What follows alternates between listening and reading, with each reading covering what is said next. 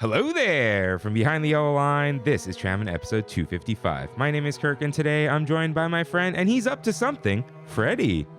What's up, everybody? Our big thunder topic of the week is what's Disney up to? What are you doing? Hello, everyone. Welcome aboard Trammin, a Disneyland podcast.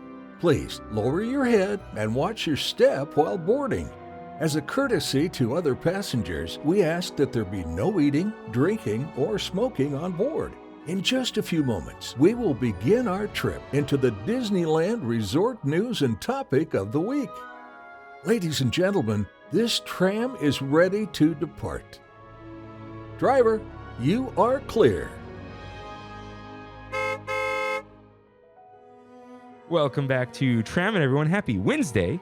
We're your hosts, Kirk and Freddy. What's up, Freddy? Hey, really excited to be back. There's so much to talk about today. Yeah, we were going to have you back for like a true Disney episode, and then all this stuff happened. I'm like, all right, let's just do it. It's 9:05 a.m. and we made it happen. Oh, yeah. Anna Anonymous, I appreciate you for lending your boy, your man, and driving him here. Or I appreciate you for being here too. Yeah, anytime. And all of you out there. But let's just up the ante with mousekeeping. If this is your first time here, welcome aboard Trammin, a Disneyland podcast where Rain and I and some friends of the show talk about the Disneyland Resort through and only through our eyes. Listen to full episodes every Wednesday or topic-only uploads on Big Thunder Thursdays. If you enjoy the show, like, subscribe, comment, and review us wherever you can, including Spotify, Apple Podcasts, and of course, Rain's favorite, YouTube. You can find us on Instagram at Trammin Podcast, and to write into the show, head to trammin.com/ask. While you're on trammin.com, catch up on lore, check out our recommendations, or download some artwork for your personal use. If you want to chat with us on Discord, ask us how.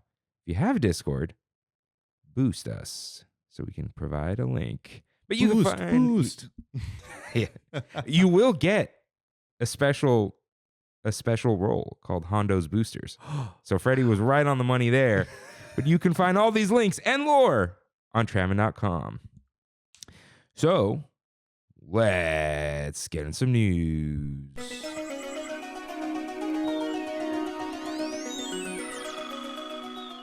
I believe all the news will be in the episode. Oh, yes. But just to let people know a couple things, there is the Season of the Force Foodie Guide and other guide, which we will do a whole episode on 2 days before it starts. They've been releasing these really early right now, like in other seasons, but that's fine. Disneyland 70th Guide is up. Mm-hmm. And I feel like there's one more thing about like general news. A lot of it just has to do with South by Southwest, and that's going to be covered in our general topic. Yeah. But yeah. But that's all. Not much up to the minute news right now. Yeah. I guess the biggest thing is the Disneyland Railroad and monorail are finally back. So if you like to go to Disneyland and just chill on an attraction, those are now options for you, which is wonderful. Anna and I recently, she recently got a magic key, and so we've been visiting a little bit more. And every time we go there, it gets a little busy. The lines are a little long, and we decide, hey, it would be really nice to relax on something. Oh, wait, everything that we would want to do that on is closed. Yeah. Are they standing at the new gates with phones right now? Oh, yeah. Yeah. Soon. They're taking a little long. They're taking a little long, but in my personal experience, those new gates and the scanners there, they're a lot faster now than the old gates were. I keep finding myself standing behind one of the old gates that's non-renovated yet and waiting a little too long, unfortunately. Yeah, I think because at the old gates, the old Galaxy system has to connect to the phone. And now I wonder if they're using Galaxy. I don't know. Because I know they're getting away from it slowly. Yeah. Because there was something else I saw that was like phone based only, and or like in their special Disney system. Yeah. So I don't know, but they're for sure doing that to not confuse guests because they're going to be, well, at the other gate, I went in like this. So yeah. But it looks all beautiful. has to be consistent. Yeah. But once those gates are all set up and renovated and they have the new system in place, they should start testing the whole like Magic Band tapping and eventually maybe even our phones where you just tap to enter, just like in Disney World or Paris. Please. We'll see how things go. But hopefully And I think Apple it Watch makes things a lot over there, faster. too. Oh, man, yeah. Yeah, and the Express Transit works on those where your phone can be off and it'll just... Oh, I think the phone can literally be off and it'll still work. You still tap, but your yeah. screen can be off and it'll work. Mm-hmm. So anyways, it's time for You're Right, in which members of the Tram fam write in with corrections and comments just like you can at trammin.com/askfreddy. Cue up that corrections music, please. We got there. Taylor W. writes in, hi, I'm John's cousin, and I listened to the episode he was just on and wanted to let you know the Strawberry Festival happens in Northern California too.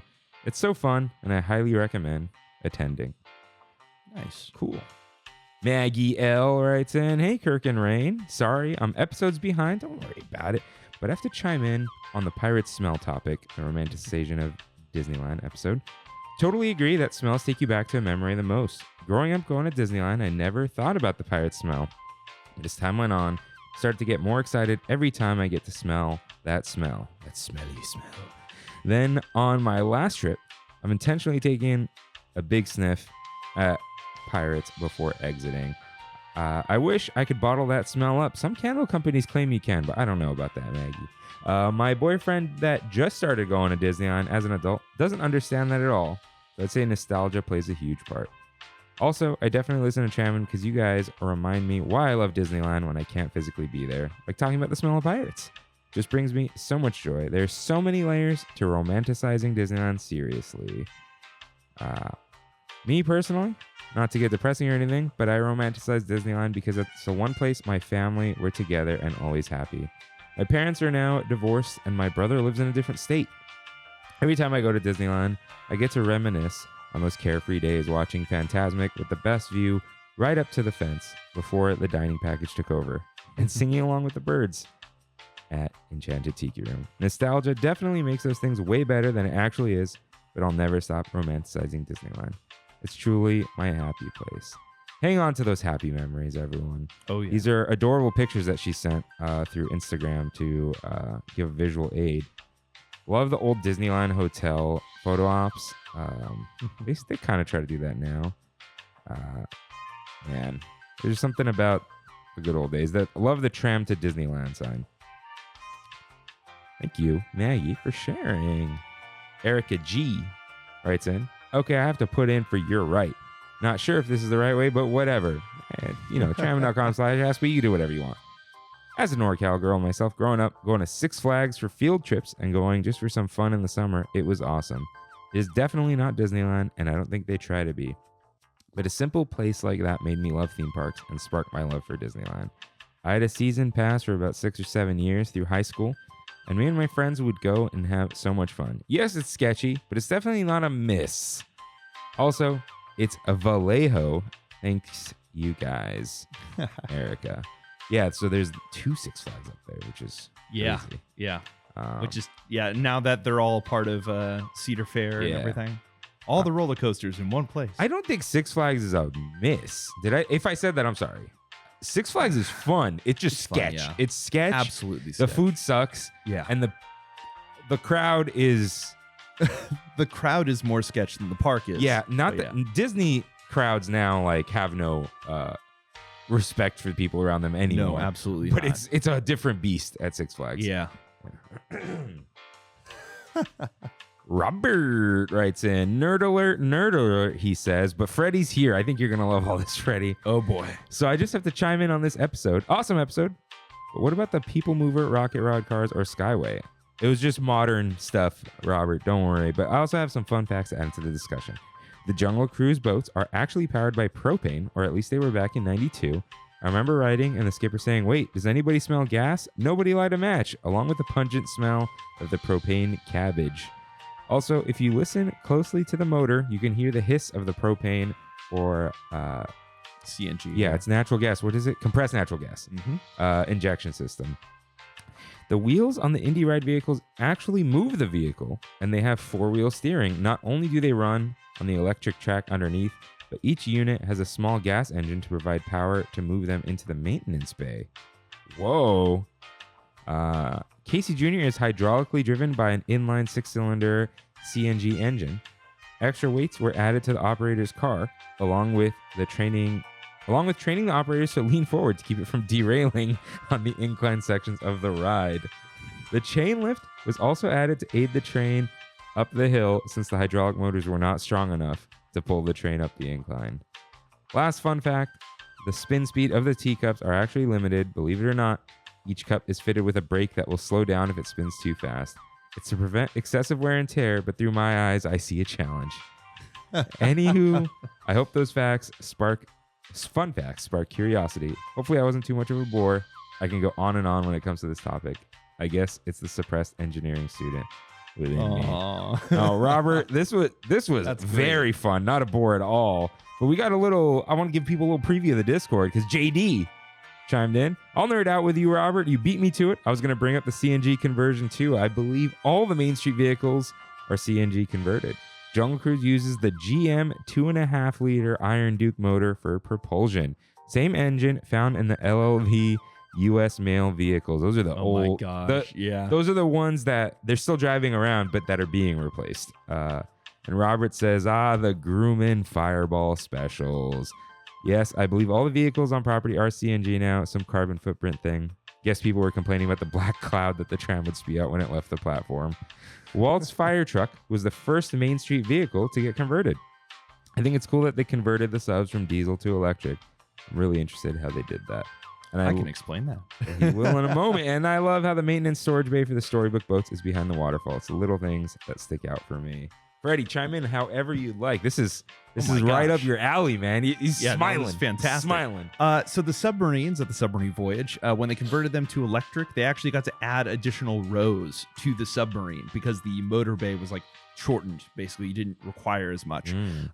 The submarine itself has batteries, but it also has a small rail to the right of the main one that has a little trolley that's collecting electricity while you're going around. Underwater, it's collecting electricity from the side rail. I thought they just charged in those docks, which No. they probably do. They also do that. They have charging zones, so there's certain areas where they don't, and other areas that do. But as you're moving along, it's still charging as it goes, and the battery has so much. So basically, if that trolley for any reason stops working or anything like that, you still have enough electricity to go park the submarine. Nice. Yeah. Wow. I did not know that at all. So those parking bays though, is it just using the trolley to charge it, or It wouldn't. is there a plug? So they plug in. So at night, you'll actually see that they'd open up the backs of the subs, and you'd see they put cables in. Because to I think charge I've seen overnight. something plugged in it. Because Yeah. you're never gonna beat a cable. No. I mean, Yeah. I know they say certain wireless technologies now are faster because everything's speed of light. So going through fiber optic, whatever. But yeah, it's guys, it's plugging in an Ethernet cable. It's wireless charging, great. Plug your phone in. Whew, Yeah, it's gonna be a lot faster. plug that sub in. But yeah, CNG, man, be cool if we could make it, but it's natural gas. That's the problem. But yeah, for those of you out there going, that sounds familiar. There's a blue diamond on some vehicles with a CNG in it, and that's to let the firefighters know that it's filled with flammable gas. Because our gas has flammable fumes, but it's a different beast. So Yeah, you don't want a Hindenburg on your hands. yeah. Oh man, that's the thing with the Toyota and the hydrogen. Listen, it is great and it spews out water, and they're like, look, we can shoot the bulletproof tank, but everyone is just like, I don't want hydrogen in my car. I get that. I don't either. It's uneasy. Yeah. I've always been curious about having a CNG car, but that time has passed. Yeah, that's all we got for your. Thank you everyone for writing in. Robert, thank you for the nerd alert. That was fun. Guys, write in whenever you want. Good stuff. Go hang out on the Discord. Actually, before we go, some people put stuff in episode discussion. They were just talking about car talk. And I will take a moment to say that last episode about ride vehicles, sure, there's plenty of things you could go in and correct, but just all of us getting to nerd out over Disneyland ride vehicles, what a great time. And John, you did great as a host. Yeah, thank you, John, once again. That was a lot of fun. We'll bring up John in a moment. Not in a moment. In a little while. In a little while. Yeah. All right. This here's our Big Thunder topic of the week.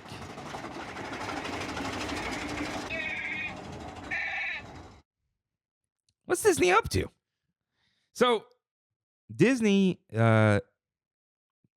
appeared at South by Southwest, as they do sometimes. A lot of stuff, a lot of companies reappearing at South by Southwest. Yes. I feel like it had its really big moment in like the 2010s, the early 2010s, and then pandemic stuff kind of faded. Yeah. But now, like, I've heard like Hideo Kojima's there with Death Stranding 2. Like PlayStation's probably showing up.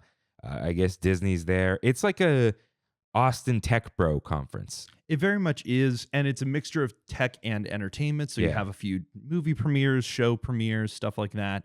And Disney has appeared a few times now. And every time, it's been Josh D'Amaro every time, I believe. Mm-hmm. He brought the sort of press conference there. But they always bring up Imagineering, and they talk about the technology that they're working on, and they give more of a behind-the-scenes look than they normally do.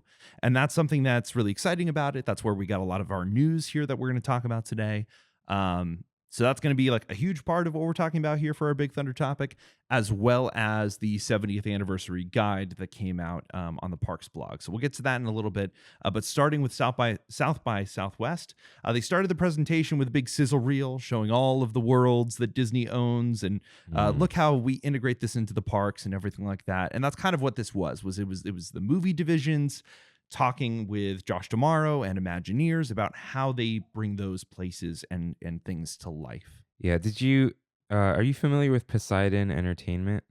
Yes. Yeah. I've watched his YouTube before. He did a video that was Disney is the worst tech company.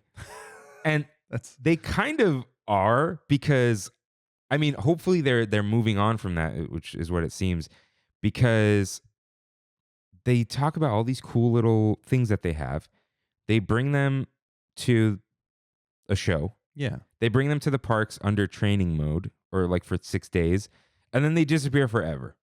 And it's kind of odd. Like, we did at least get Spider-Man who jumps, but then I'm surprised he's still around, to be honest. Yes. And that's one of those interesting things of like, they just cracked that technology. Like, the team figured out how to make that work, make it efficient, and they have enough of him that if there is any sort of mistake, as has happened in the past, they can still continue to operate that show. However, I did see something funny that was like, oh, I can't believe this is a robot or whatever. And then you see the video and it's like, you can't believe that the rag doll flying through the air. Like, sometimes it's just like flying, but it's so fast you don't notice. But yeah, it is like, if that Spider-Man walked up to guests, he would have showed up once. He's also like 7 feet tall, right? So he looks, and it's only like a slight animatronic. Like, it only does certain motions as quickly as possible in air just to make it look like Spider-Man. Yeah, it's to look like Spider-Man, and to tell,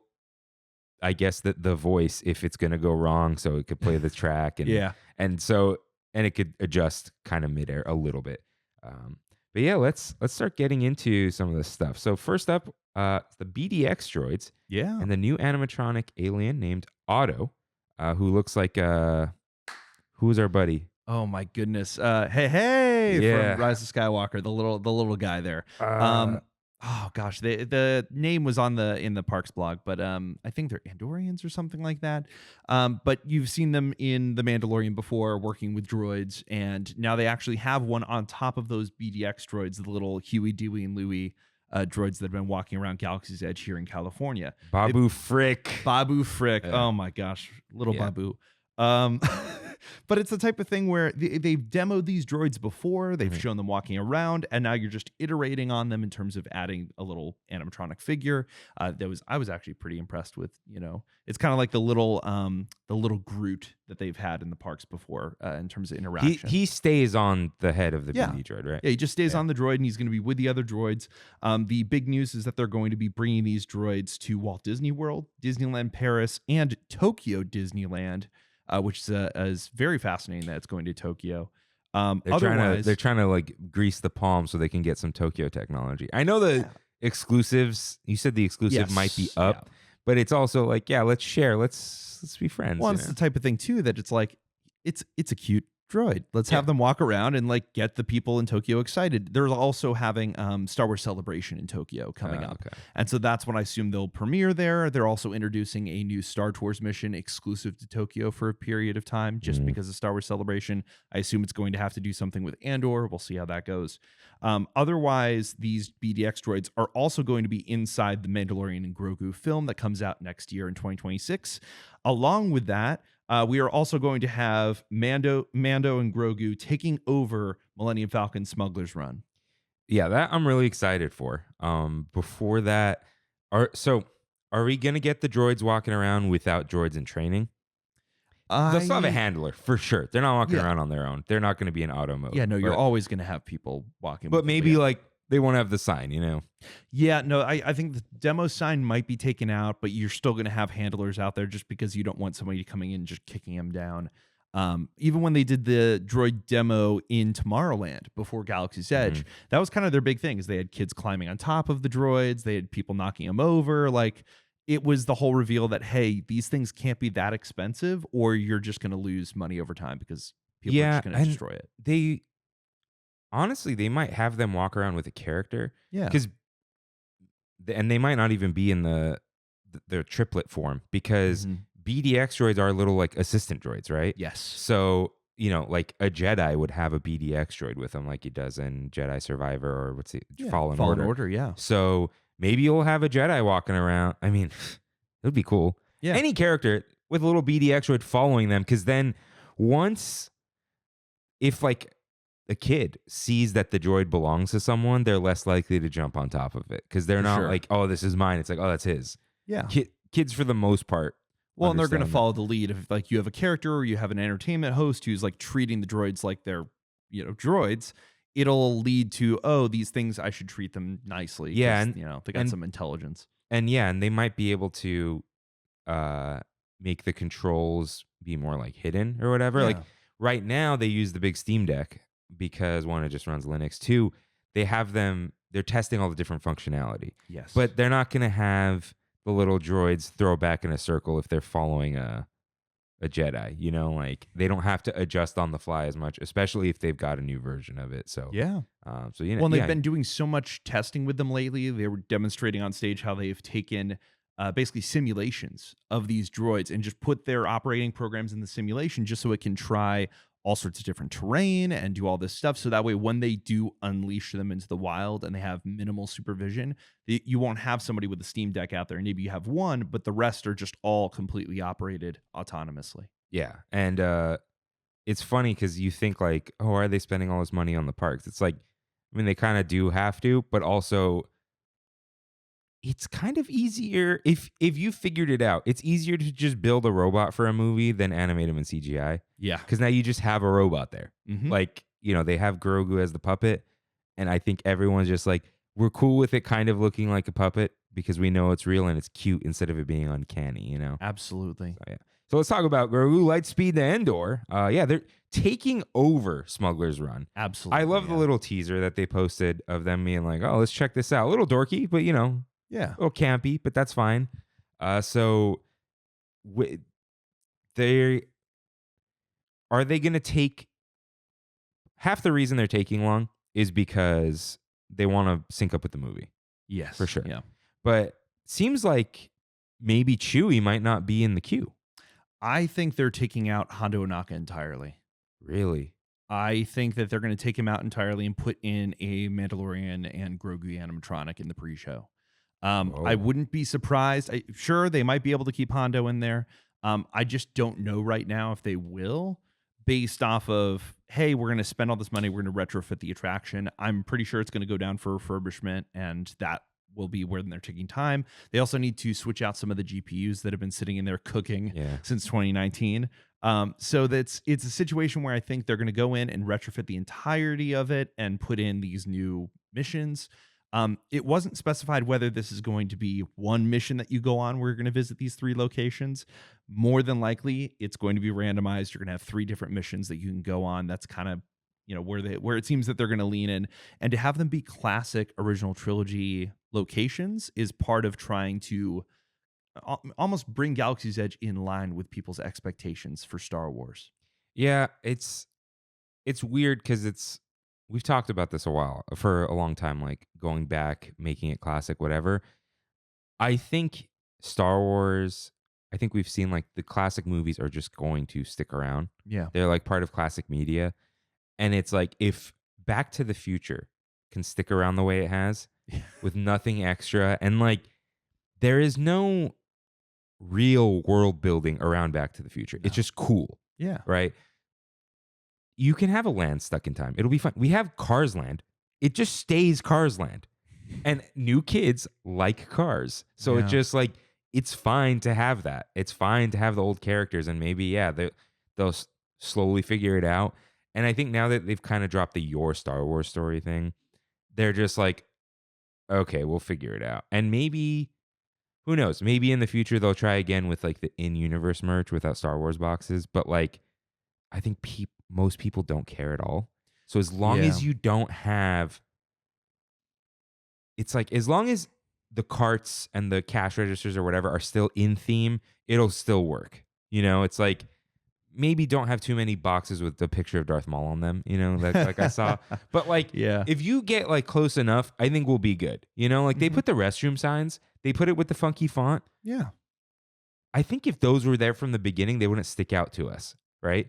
They're just, now we see them and we're like, oh, but it's a little weird that there was no restroom sign before. Yeah, it's hubris in certain ways. And we've discussed Galaxy's Edge before in depth. I think at this point, just bringing things in line with people's expectations is going to be huge, especially for that attraction, which isn't the most highly rated, I think. Yeah, I like it. Yeah. I actually am one of the people who like it, but I'm tired of doing the same run. Like, it's like I'm thinking of the ship falling and the whatever at the end. I'm like, all right, it's not dramatic anymore. Yeah. And I think, especially by 2026, anyone who is going to experience it has, and anyone who hasn't experienced it yet isn't going to like cry that they didn't experience the original Smuggler's Run. Absolutely. And you have the fact, though, that they can, technology has advanced so much since 2019. You think even the graphics cards they were using were from 2018 at least. And so you have this whole system that was developed and by now is fairly obsolete. And a lot of the stuff that they can develop now is going to be so modern by comparison and, be so much more immersive graphically. I really hope they move in that direction, because that's one of those things that, Smuggler's Run, you go on today, every time I go on, there's visual glitches and the whole thing kind of wigs out. And that's not what you expect from a ride. Yeah. And so, it's giving that sort of, oh, this is more of a prototype. This is more of this sort of tech demo in certain ways. And I want it to be that more immersive attraction and more thrilling. And I think even just having it where it's like you recognize where you're going and what's going on around you is going to be such an enhancement in the right direction, storytelling wise.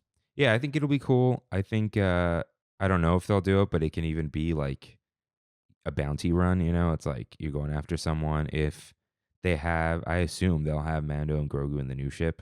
Yeah. So that'll be easy for it to fly around with you. As opposed to, what was his other old one called? The Razor Crest. Yeah. So I still think it's a cool idea and cool looking ship, but it's gone. So, well, and it's funny because you see the Razor Crest in some of the concept art. So it's almost like, is this taking place like more in line with the first season or whatever's going on? Like, what's happening here? We don't really know. Okay. But either way, again, Mando and Grogu coming in. More recently, also with the Star Wars nights that are about to happen, Luke Skywalker will be meeting people around the X-Wing or around the Millennium Falcon. So you're already sort of breaking off, hey, this whole area is going to be in that Mando era. Yeah, I think they will, Luke's never going to meet Kylo and is, it's like what I said earlier. As long as you're close enough, we're good, right? Yeah. Like, no one's gonna be like, Ronto Wraps didn't exist in the original trilogy. Like, you know what I mean? We'll be all right. But dude, I'm excited for Tatooine. Oh no, I'm not excited for Tatooine. I'm tired of Tatooine. I'm excited for Endor because we never actually did go to Endor. Yeah. And then Bespin is always teased in Star Tours. It's always like on the monitors. It's always in the ads. Yeah, the posters. Never get to go to Bespin. What a cool place to be able to fly through. Oh my gosh. So, Cloud City. Yeah, I'm really excited. Dude, it would be funny. You crash through and Darth Vader's looking up from the dinner seat. Obviously not. But like, you should just join like, us. Yeah, it's like, yeah. So yeah, cool that they're finally doing this.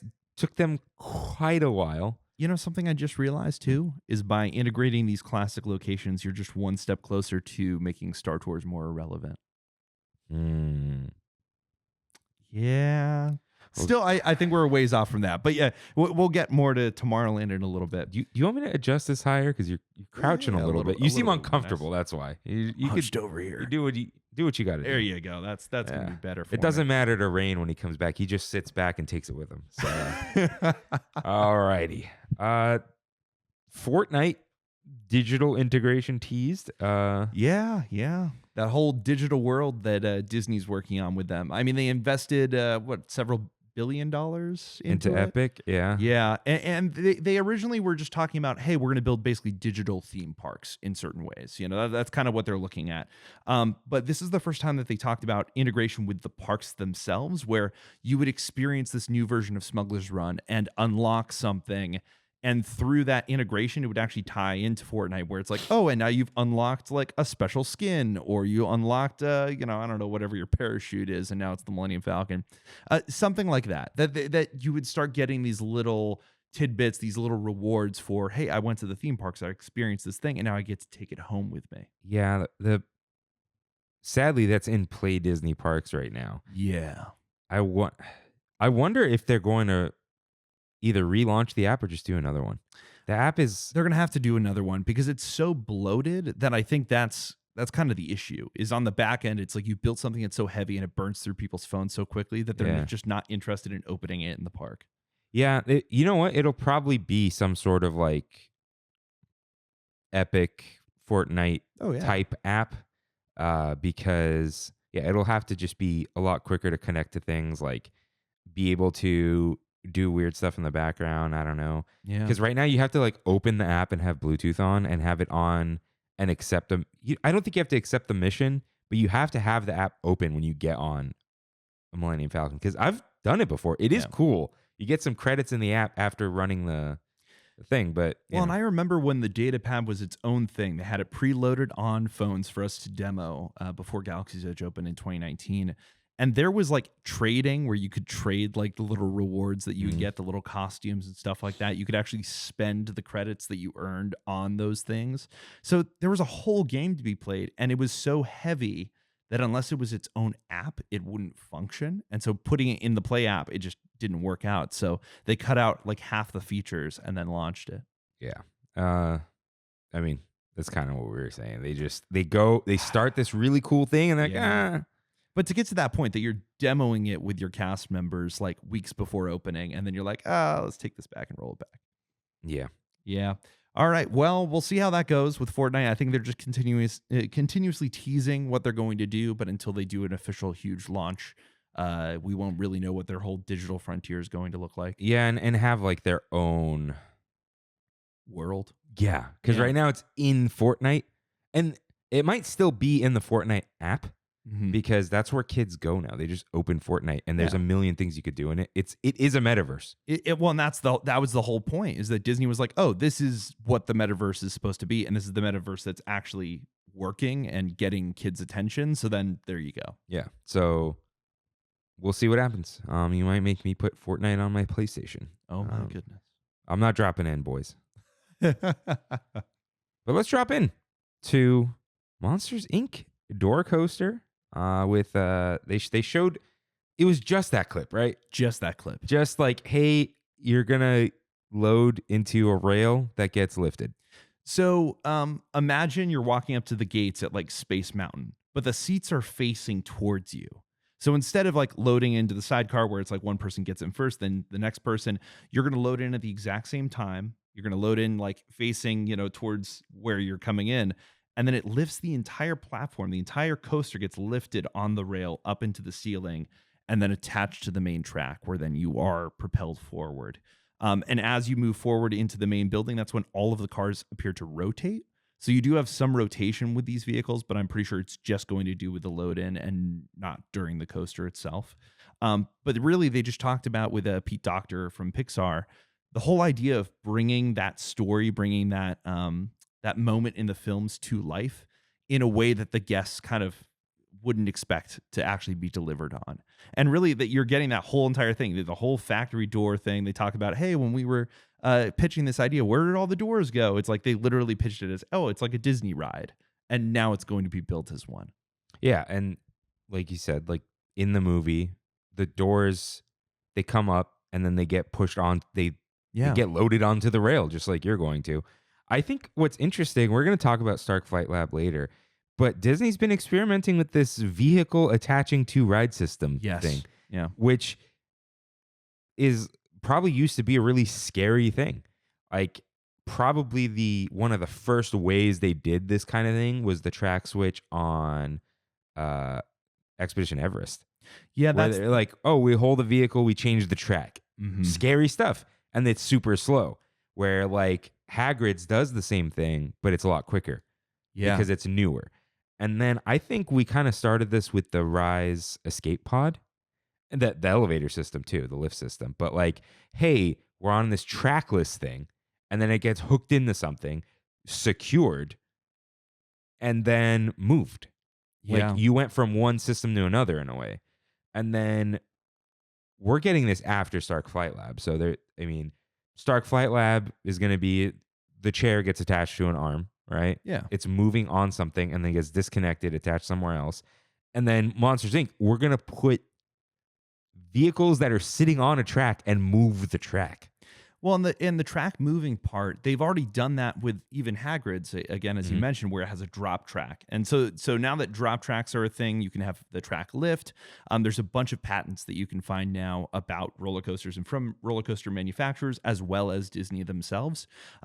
We're also going to experience that with the new Space Mountain in Tokyo and their Tomorrowland, where the track, and people have already seen this, where basically you'll load into the track and then it will actually raise the track at an angle to then launch up into the mountain. So you're looking at all of these different changes in terms of your elevation, your pitch. You could even have it where the coaster becomes a simulator for a moment. There's a lot of experimentation going on with, again, as you're saying, ride system integration. And Rise of the Resistance wasn't the first one, but it is like one of our closer examples here in California. And to have a roller coaster do unexpected things is brilliant, especially when you are using it in a way that people would expect from the movies. That it's like, oh, wait, like that makes sense. Like I've seen that there, and now I'm going to live it. Like it's that fulfillment of people's dreams and their expectations that's really going to make something a success. And the door coaster is just immediately jumping away with that. Yeah. And it's funny because you're introducing more problems, right? Oh, yeah. And more closures or shutdowns, but also eliminating others.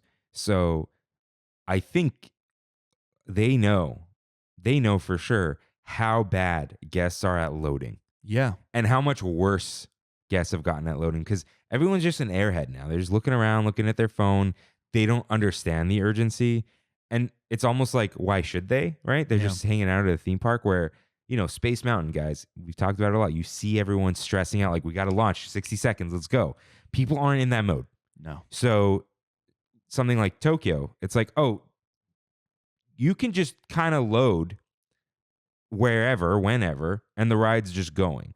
Like something like Monsters, Inc., we don't know how it's going to go exactly, but the unload can just be completely separate from the ride. Yes. So it can be kind of happen behind the scenes where it's not going to delay things, where they can just kind of put a few of these tracks in the back in the way, like almost like Haunted Mansion, the Doom buggies just kind of go behind the wall for a little bit. Yeah. It's like, it's okay. They're there right now. Other empty ones have shown up where you have like almost like a backlog. So yeah, it'll eliminate probably loading problems, but then possibly have some sort of weird breakdowns, or they're not usually breakdowns. It's more that you are already having 2 track switches, one on either side of the load station, and now you're introducing vertical ride systems. So you're just introducing another point of failure, which is why people are already mentioning concerns in terms of downtimes. But what they're doing isn't anything too complicated. Yeah. So it's the type of thing where it's like, okay, yeah, sure, but this is also not a brand new piece of technology. Maybe it's new integration, but they know how to do this. Both the coaster manufacturers and Disney. So I'm sure they're gonna have a it's gonna be real cool to just sit down in a chair and then be lifted. Yeah, and then attached, and then it's 2 different kinds of motion, which you don't normally get on a ride. It's usually one type of thing. It's kind of like why Cosmic Rewind is so cool. That it goes forward and it spins a little bit. It's why, it used to just be a thrill ride thing. You go on a roller coaster and you're spinning, right? Now it's like you go up and then you go forward. Yeah. Now, it has already been mentioned, though, that the coaster itself, most likely you're going to, it's going to be relatively short, just based off of the train length and everything that's going on and how big the show building could be. While it is expanding into a parking lot and they could build it relatively large, it is more of a family coaster. You're probably looking at something of the ride time of Seven Dwarfs Mine Train or Tron, even though it should have closer speeds to What are those, Tron. like 2.5 minutes or something? It's closer to like a minute. It's like a minute and like 10 seconds or something like that. Tron's that short? Tron is very short. Oof. Because like from launch to completion, it is a quick ride. And mostly that has to do with speed. In this case, it's just you're going to have a relatively tight show building. One of the cool things of having that vertical lift is that is your lift. So it's like kind of hidden. It's like you're still in the load area, but that was you lifting up to the top of the track, and the rest of it is just gravity going down to the bottom. I assume the unload is going to be down at the bottom too. Okay. Yeah, because guys, if you think about it, what's it called now? Chippendale's Gadget Coaster is 52 seconds long. So Tron is not much longer than that. It's a little crazy, but they are building these things in terms of they're quick, they're fast loading. And in terms of experience time and thrill level, it is at a mid thrill level, not at a high thrill. You're not looking at something with loops in it or anything like that. But a lot of that thrill is coming from it being suspended, that your legs are dangling the entire time. Yeah, that's awesome. Yeah, I'm actually looking forward to this. This looks short. Who cares? It's a unique thing, especially to Disney. Suspended. And it's you're adding capacity to a park that doesn't like have too much, and you're adding something unique that's only going to be there for a period of time. And so you have a lot of reasons that it's like, oh, this is a great option. Yes, Muppet Vision's closing and going away. And yes, this is unfortunate. Yes, they've mentioned, hey, we're going to put this somewhere. You're going to be able to go experience it. And they are moving the Muppets over to Rock and Roller Coaster. So they're still going to be there. I know some people said, like, oh, I don't like that version of the Muppets or whoever it was. I'm like, that's cool, though. Like having a Muppet coaster. Yeah. Like, who would have thought? No, yeah. They're going to get an e-ticket attraction, a thrill ride.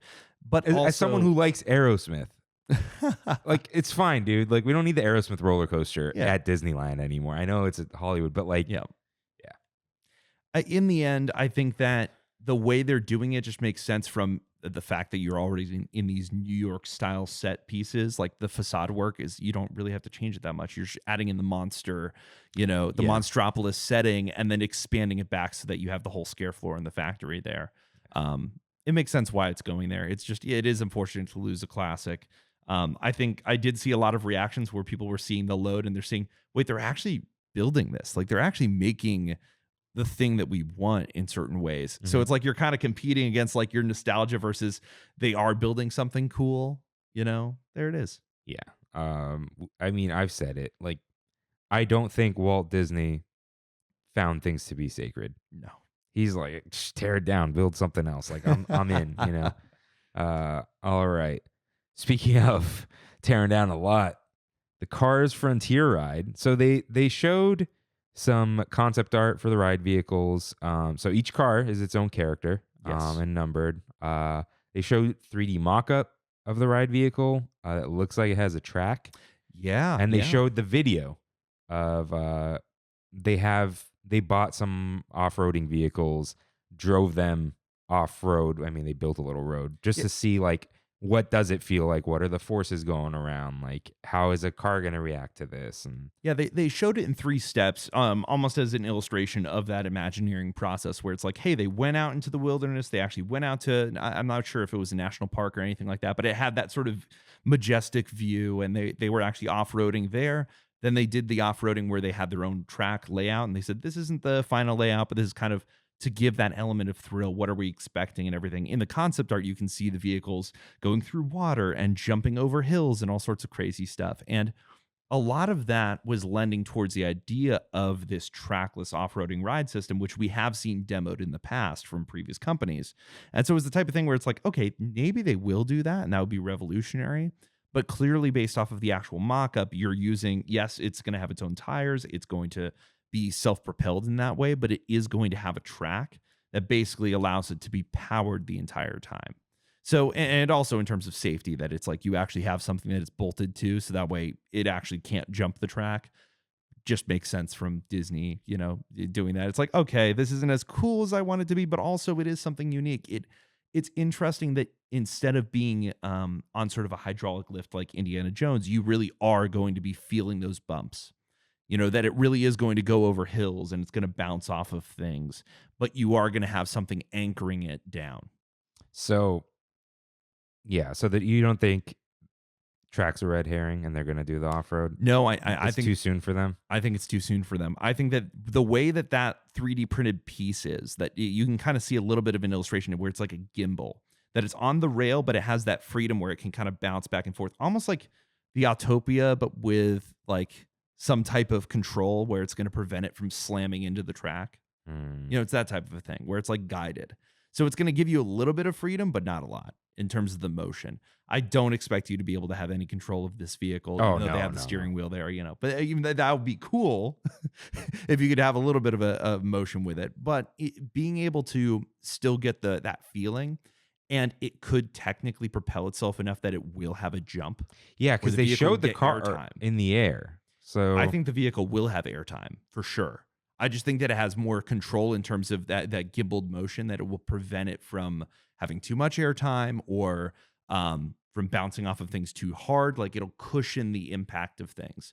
All of that is also introducing fail points. The fact that this is outside, the fact that it's going to have that motion. You even think of Indiana Jones, where it's like it's an indoor ride where the environment is very controlled. So you're not going to get anything into those hydraulic lifts, or you're not going to have the vehicle messed up in that way. I'm sure we're going to see prototypes of this. Literally, like by next year, they will have full-scale prototypes. They'll be driving it around. You'll actually probably see that because they're sharing so much more than they normally do. Yeah, and I mean, they've already permitted the destruction of what's the Rivers of America. Is it still called that? Yeah. Shout out to River and James. So it's like they're going without being done. Everything they talked about at South by Southwest is under construction now or will be under construction in the near future. They didn't talk about Avatar coming to California Adventure or even Villains Land. These are things that are still in the concept phase. The stuff that's under construction now, which I can't believe Monsters, Inc. is one of those things. That's crazy to me, that's coming so much sooner than we would expect. I mean, if you think about it, while it is complicated, it's a roller coaster in a building, right? They're not... true. Oh, we got to figure out a road and how to do dirt and cars. And it's like, okay, some other company has this patent, and I'm sure there was some weird license they had with Universal that Universal paid for. That's over, right? And so now it's like, okay, hey, we know the layout. We know what we need. That company could just be like, we need this much space for this and that. Yeah. And then, okay, we'll figure out the rest later. Like, let's start. We know how much room we need. Small coaster. It'll be fine. They built million roller coasters out there. You know what the turning radius is, like all this kind of stuff. Oh, yeah. So yeah, exciting stuff. I think the cars thing is cool. I do too. I'm really, the appeal of, and the whole idea of expanding Frontierland into the idea of the wilderness and natural beauty and all that is a natural extension. I understand the whole, you're losing the Rivers of America, you're losing this natural appeal, but a lot of that is unused space in the busiest theme park in the world. And so in the end, you really need that to be utilized. And unfortunately, the riverboat isn't going to do it for them. Now, we have the original Rivers of America, and there's plenty of people who are like, oh, well, if they were going to get rid of yours, and The difference is that ours is so much more used and utilized. We have Tom Sawyer's Island. Yeah. The train goes around it. And we have Fantasmic. Yeah. That's what I think I meant to say Fantasmic, not Tom Sawyer's Island. We have Fantasmic, which runs off of the island. Yeah. And that's our whole show area. That they won't get rid of Fantasmic. And it generates revenue through ticket packages. So at that point, you're saved. and it's a show that it's never not drawn a crowd. Yeah. And also the boats fill up. There's always a line for them. People like it here. Mm-hmm. Probably it's kind of short. It's cool, I think there's something to us having the smaller scale that makes things more digestible too. But over there, their Fantasmic is in another park. Yeah. So, dude, I had some Walt Disney World people trying to say that their Fantasmic is better. I'm like, I know our dragon burned down, but pretend it didn't. Our dragon's better. Our boat is better at the end. Like, they're like, oh, we have an amphitheater. I'm like, we don't want an amphitheater. No. We like that it's just there. It's the place that you've been visiting all day, and all of a sudden it's been turned into an amphitheater by the nature of the show. It's just annoying a little bit at the, but that's fine. So it's cool stuff. And look, Magic Kingdom's not sacred at all. We've joked here on how it was in a Defunctland video about Walt Disney talking about his weird projects. It might have been the airport video, but it's just like he's talking about Epcot, this, whatever, and then there's like a circle and it says theme park on it, and it's Magic Kingdom. He's just like, yeah, we'll put one here too. Yeah. So it's like we still have the original. I get it; it's another IP, but that we have to accept that. That's just what's happening. Well, and I was afraid when they announced the whole Cars thing. I was afraid that they were just going to get Radiator Springs, like that it was going to be this lazy thing. We're just going to throw Ornament Valley right over here, and we'll put it behind Big Thunder, Orange Rocks, whatever.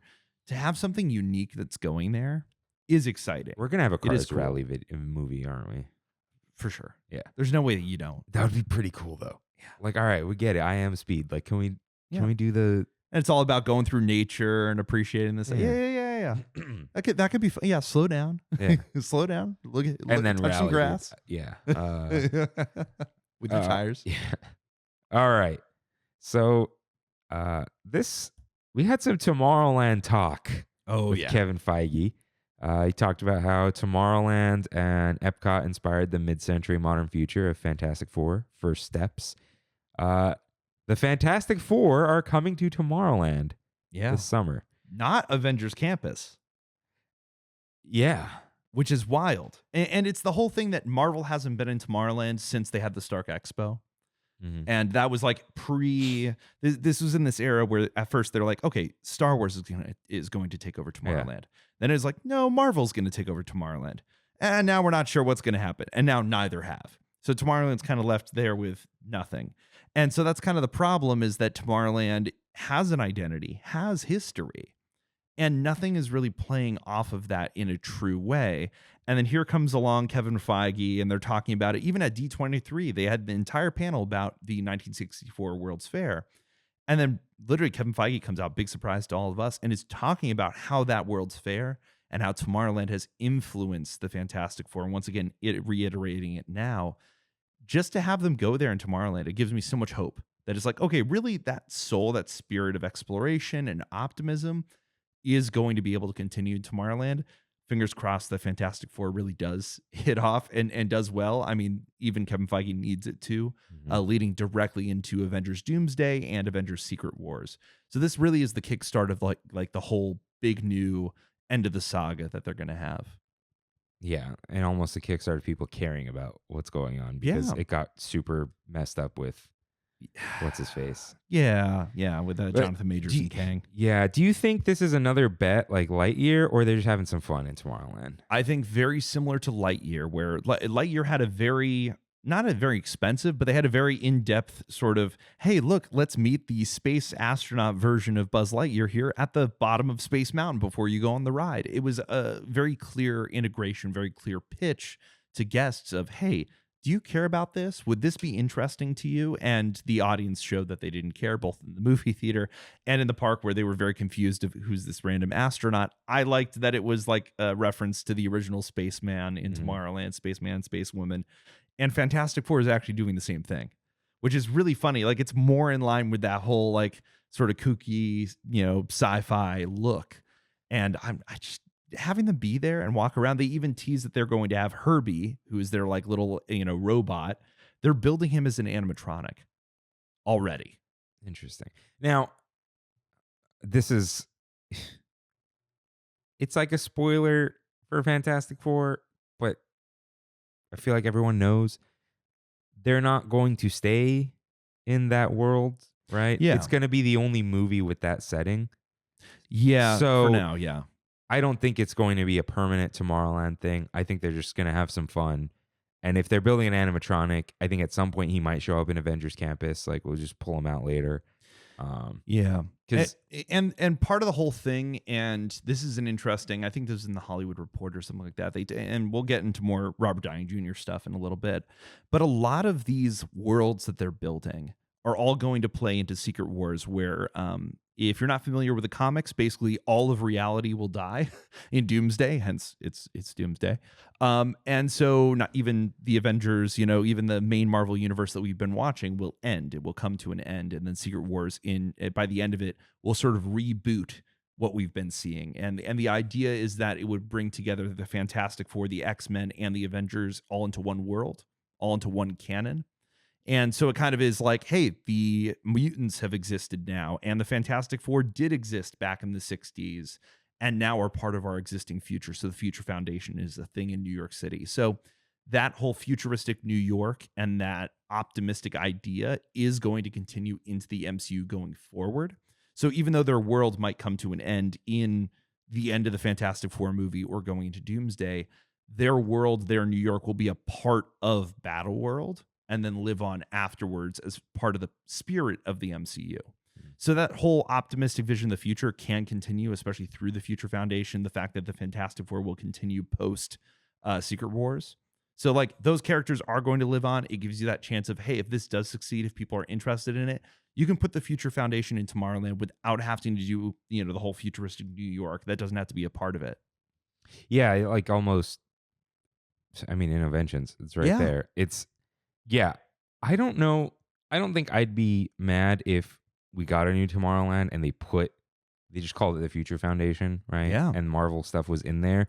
As long as it's not another freaking Marvel land. Yeah. Which I don't think they would. I don't think you're going to get that. I think it's going to be Tomorrowland, and you're going to get, if the movie does well, you will get a Fantastic Four attraction or overlay in Tomorrowland. Especially with the fact that you have the history of like Mission to the Moon, like, Journey to Mars, like that whole thing in Tomorrowland. You can really play off of that history, even Space Mountain itself. Even though the composer is the same between Space Mountain and the Fantastic Four movie, which is awesome. If you listen to the Fantastic Four score, you can hear some of that beat, like that upbeat, like sort of, mid-century vibe.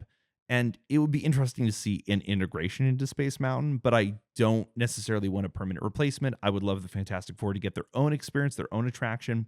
Even going into Star Wars Launch Bay and getting rid of Launch Bay and putting in the Fantastic Four on a semi-permanent basis would be actually really cool. Like putting in like a little future showcase, put props from the film, put it in the Fantastic Car. That would be awesome. Yeah, I think that would be fun because it would be different. We've seen everything Star Wars forever. It's like some new stuff, some new funky stuff. It's like what used to make James Bond cool, like new technology or whatever. We have all that now. Yeah. So make it weird. Well, give people a reason to go inside that building again. Yeah. The other option that's very clear is that they would just use the Tomorrowland Theater, which has been used in the last few years, but since the pandemic has basically been unused. Well, and they refurbed the ceiling and everything. They did. They finally did some work because it was having ceiling collapse issues. Yeah. But now everything's safe and everything's good, but they're still not operating it. Most likely due to just budget concerns. Like unless somebody like Marvel is spending the money to host itself in that theater, they're not going to have it open. Which is so silly. Yeah. Corporations, ladies and gentlemen. So, sticking to Marvel, Avengers Campus expansion has finally broken ground. They showed that a few weeks ago or a month ago. Yeah, the shovel. They've broken ground since January, and they've had a lot of like little teases. Yeah, but now officially, you can see dirt if you're up on the fun wheel. Yeah. I think. Yeah, so things are going full speed.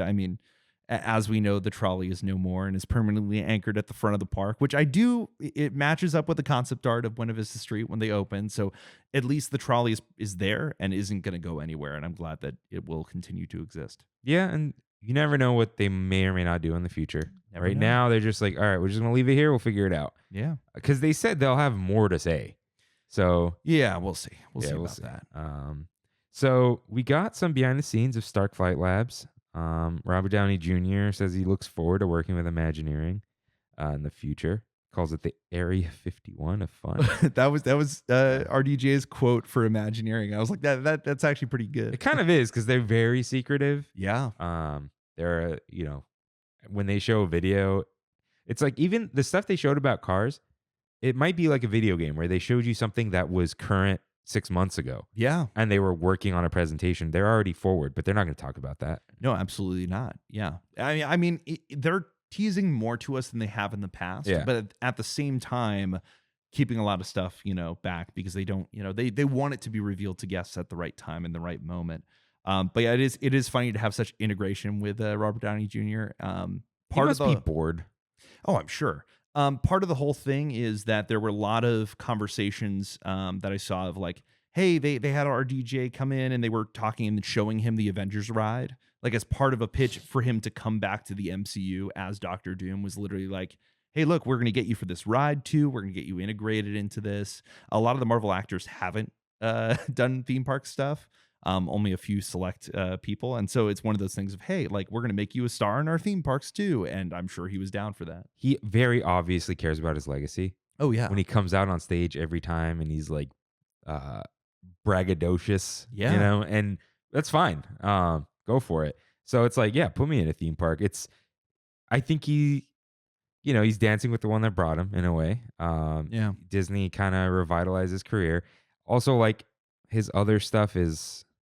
It hasn't worked out. And that's it's gone for everyone else who was a part of the Avengers. Yeah, I mean, it worked out in Oppenheimer, kind of, but like... That's actually true. That's very true. Dr. Dolittle, Sherlock Holmes. The stuff that he has done himself hasn't succeeded like that. But I think he's still a good actor. He can still be cast well in yeah. things. It's just that's just what happens. So it's cool that he's there. Cool that all this stuff's going on.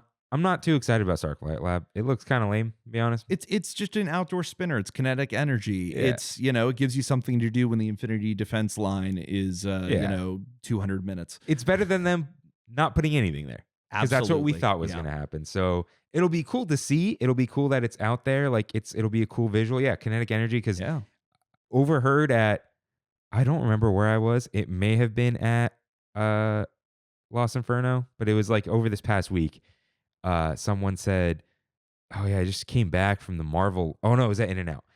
From the Marvel land. It's so boring. There's like nothing there. There's like no ride, nothing to do. Like so lame.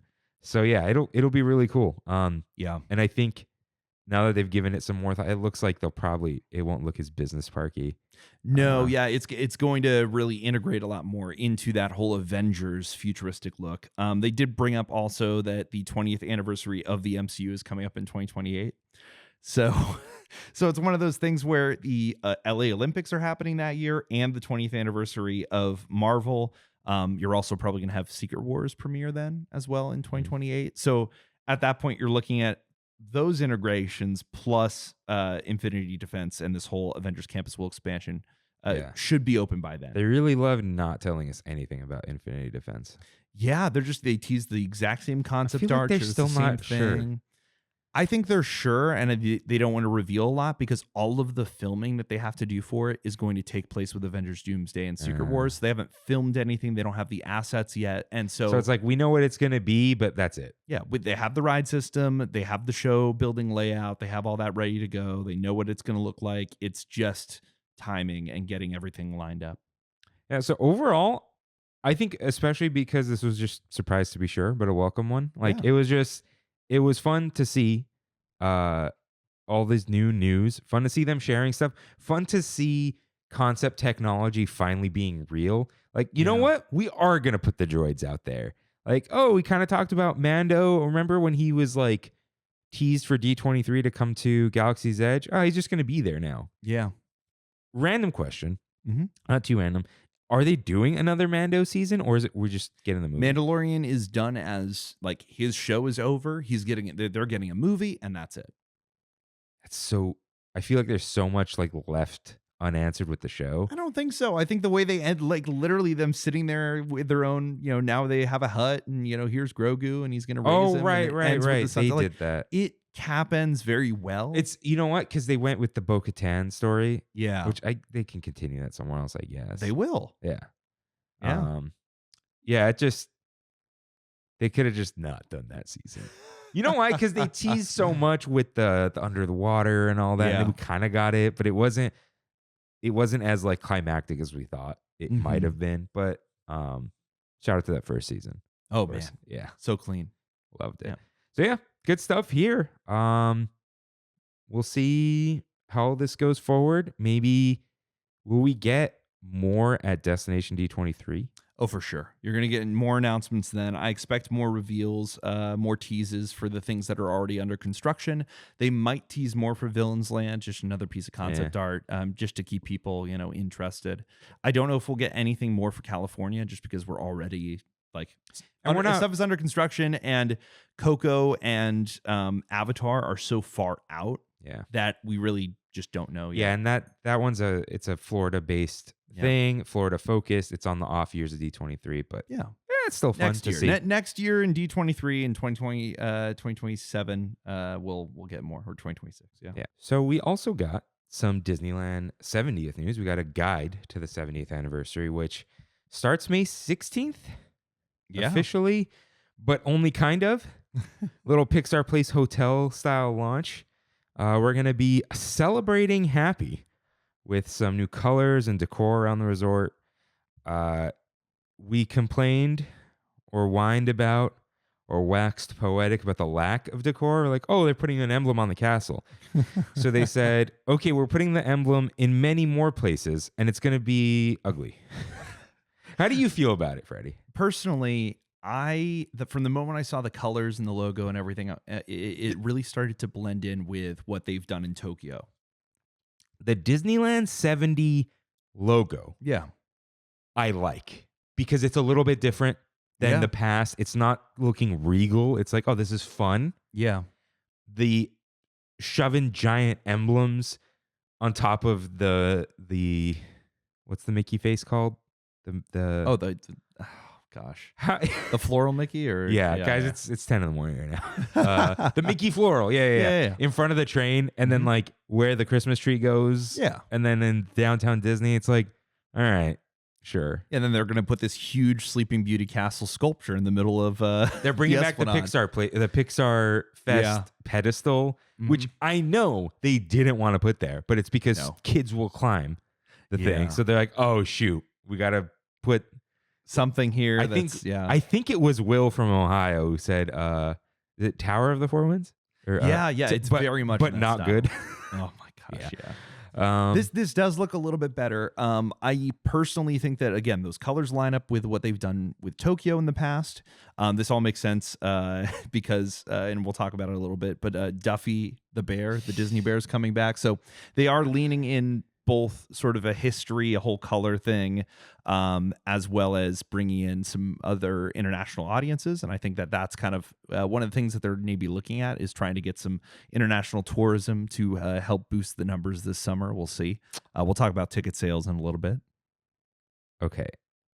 So I got a couple of things about Duffy. Yeah. One, I don't know if they're ever going to make it happen in the U.S. They're about to. Sure.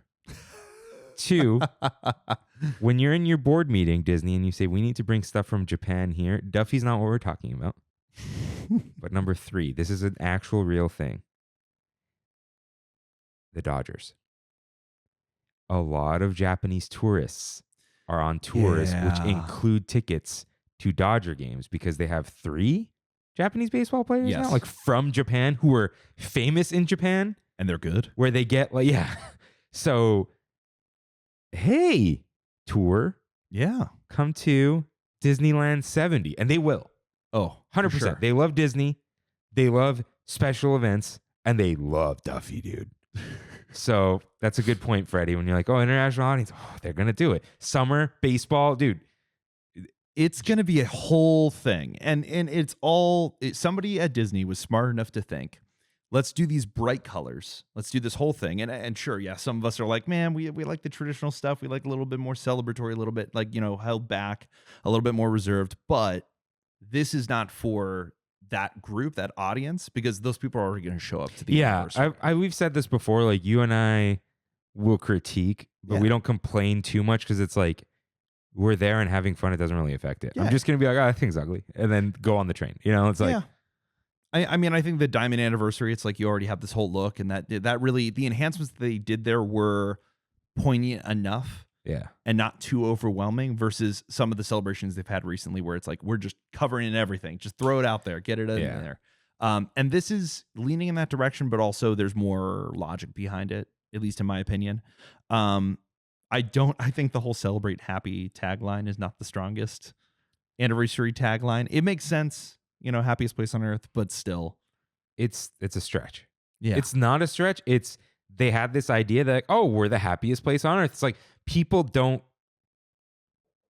associate that tagline with Disneyland as much anymore. Like in the front of their mind. You're like, what's Disneyland's tagline? Oh, the happiest place on earth. But you're not like, I'm about to go to the happiest place on earth. It's like, I'm going to Disneyland. But it's fine. It doesn't really matter. The tagline. It doesn't really, It's just they have to have one. And again, it's like everyone's still going to show up for the 70th. Yeah. Like if you're a Disneyland fan, you're going to be there. But getting that whole attraction where it's like, okay, well now again, audiences from Tokyo and Asia, because Duffy isn't just exclusive to Tokyo. He's all over like every Asian park, like Hong Kong, Shanghai. They all have characters. Alani, for example. Anna loves Olumel, the little turtle from Alani. When we went to Alani, it's like they have a whole gift shop and all it is just Duffy and his friends. Like that's just it. That's the whole thing. And we had Duffy for a while in California Adventure. They tried to make him happen. It just did not work with the American audience. But because it started over there in Tokyo and it's such a huge thing, it's starting to bleed back over to us. Most recently, you had the brand new Storyland store that opened in downtown Disney. A lot of that merch, like half of that merch, were like little plushes from Tokyo and from the Asian parks. And the fact that thing still has lines today, like a month or so after opening, and even though it'll run out of the merchandise that's exclusive and still has a line because people want to find out if that stuff's back in stock, they're going to slip Duffy in there and it's going to do just as well. They did a really poor job of the messaging because I only learned a few months ago that Duffy is Mickey Mouse's teddy bear. Yeah.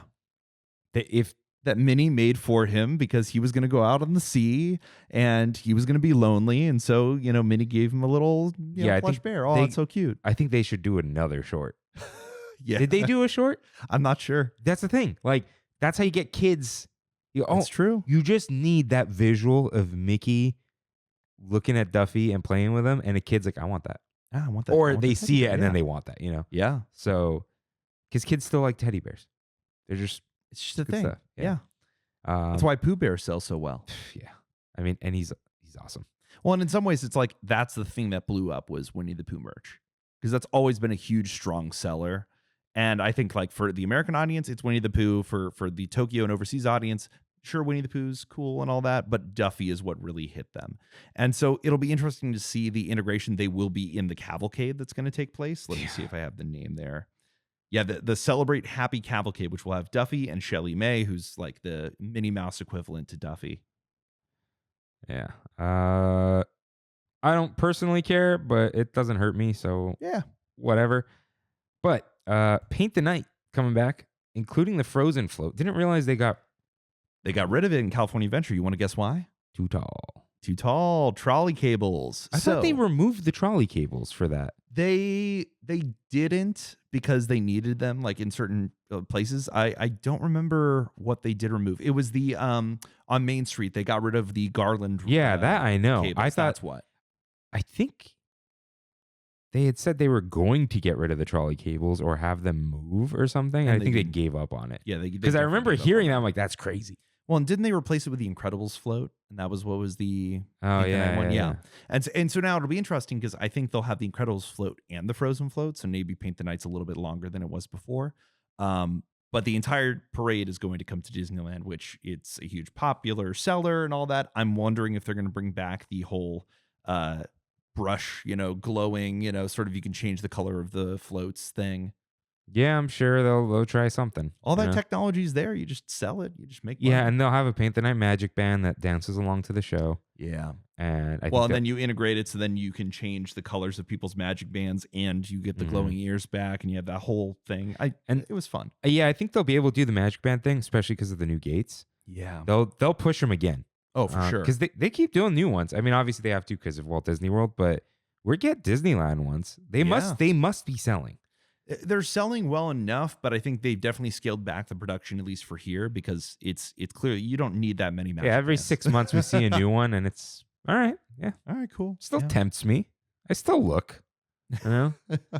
Looking for the clean one. Yeah. But yeah, Paint the Night, we know what it is. I don't care here or there. Yeah. It's going to cause crowd issues, but we already got those. Yeah. So, but Better Together, Pixar Palace Celebration, is the daytime Pixar parade. Yeah, from Pixar Fest. Mm-hmm. So that's coming back with more, right? Yeah, I believe so. So cool. Yeah. People liked it. More Four Town for all of you. More rollerbladers. Well, and really it's just they're really boosting entertainment for the summer. That's the whole thing here. Is it's all the entertainment because recently it's been scaled back. And so yeah, we thought that was permanent. Yeah. Yeah, it could have just been, I mean, I'm sure a little bit of it was like hey, we got the power unions. But a little of it, we talk about it all the time. Disney takes stuff away. So when they bring it back, they go, hey, look at all the stuff we did. Yeah. And we lost Wondrous Journeys for a while. And it's returning here, which is super exciting that it's back instead of like, oh, hey, what's been going on? Mickey's Mix Magic. Here's our best fireworks show ever. And it's back. So that's coming back. That's exciting. World of Color Happiness with a Muppets pre-show. Oh, yeah. Interesting choice. Yeah. We're not getting any new Muppet stuff, right? Nothing at all, but yeah. Is it just like they're bringing them in and then they're doing Rainbow Connection and then Rainbow Connection into World of Color. Makes sense. But yeah, again, there's no new Muppets things anywhere else. And so I think they're just trying to find a way to integrate the Muppets into the celebration and have them be represented, which is cool. And they could sell some more Muppet merch. Yeah. That's how it all goes. But that's exciting. Yeah, this new World of Color is going to be featuring the emotions from Inside Out as they take you through an emotional journey. So there you go. I never saw World of Color 1. I actually like World of Color 1. Okay, now I've been hearing people say that they like it, which is funny. Yeah. Well, I think it grows on you because I think I think the anthem with it, the theme song is actually really good. So, and the story that it's trying to tell is good. That it has a nice message to it. It's just people's idea of what IP is in the show and what they're doing. It was a little different because it wasn't all just pure Disney. It now had Star Wars and Marvel. And so I think people were like, I don't know if I like all these things together. But I think the story that they told actually works. Okay. I'll probably have to just watch it online at some point. Yeah. I don't know. Has it left yet? It's leaving. We should go hit that thing up. We should just go watch it. It's fine. I want to get close. I want the fireball to singe my eyebrows. Let's do it. World of Color 1. Let's see. Last day. That's no, because they did the fall one. And then Season of Light. All right, we'll figure it out another time. That's all good. Okay. Yeah, we talked that Wondrous Journey's coming back. Tapestry of Happiness, Small World Facade Show, celebrating Disneyland attractions and history in the Mary Blair style. So this is going to be like a We Don't Talk About Bruno type of deal, right? Yeah, just the same thing where it's a facade projection, so it'll happen multiple times a night, but especially tying into the park's history and in the style of Mary Blair on Small World. Brilliant. That's going to be awesome. This wasn't previously announced. This is new announcement, yeah. So did they get feedback or were they holding back? I think that they were holding back, and I think a lot of it has to do with budget. In terms of how much were they able to spend. That's why I think so much of this wasn't announced for a while. And then they were like, okay, we're going to have more and more and more. And it's because they're also seeing sort of, in some ways it's like, yeah, sure, it's busy, but they're also worried about things getting soft in terms of visitation. And we'll talk about that a little bit later. Yeah. So that's exciting. That's cool. I like these little Small World shows. I just don't like Bruno because I was tired of it. It's like, let it go. Yeah, you can only bear Encanto for so long, even though it's lovely and amazing.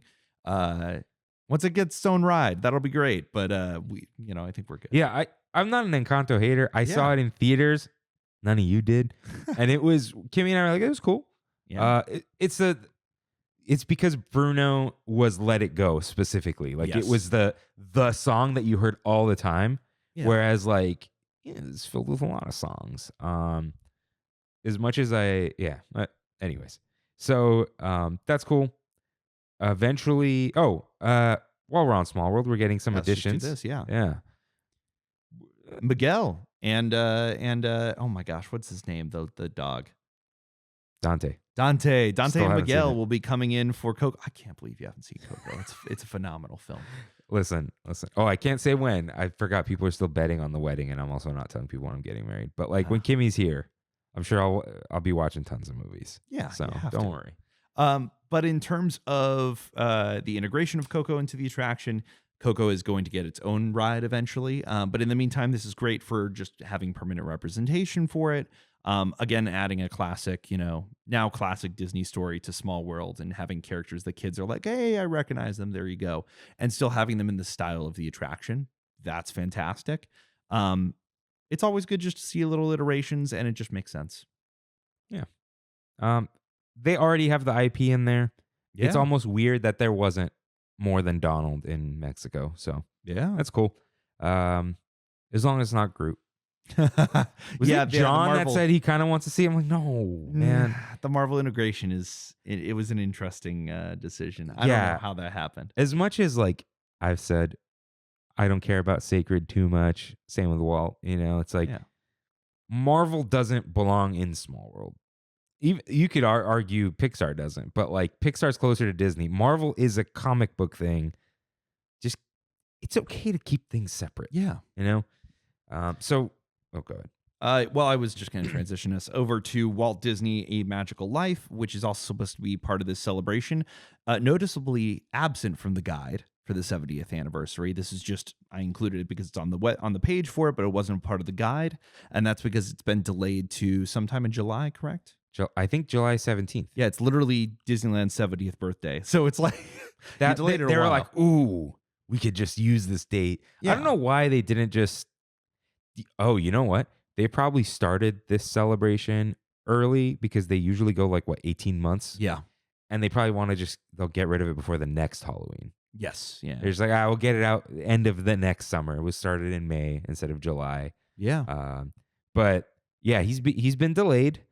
He fell, guys. He had a fall, I think. It's really hard for that guy to take his first steps. Yeah.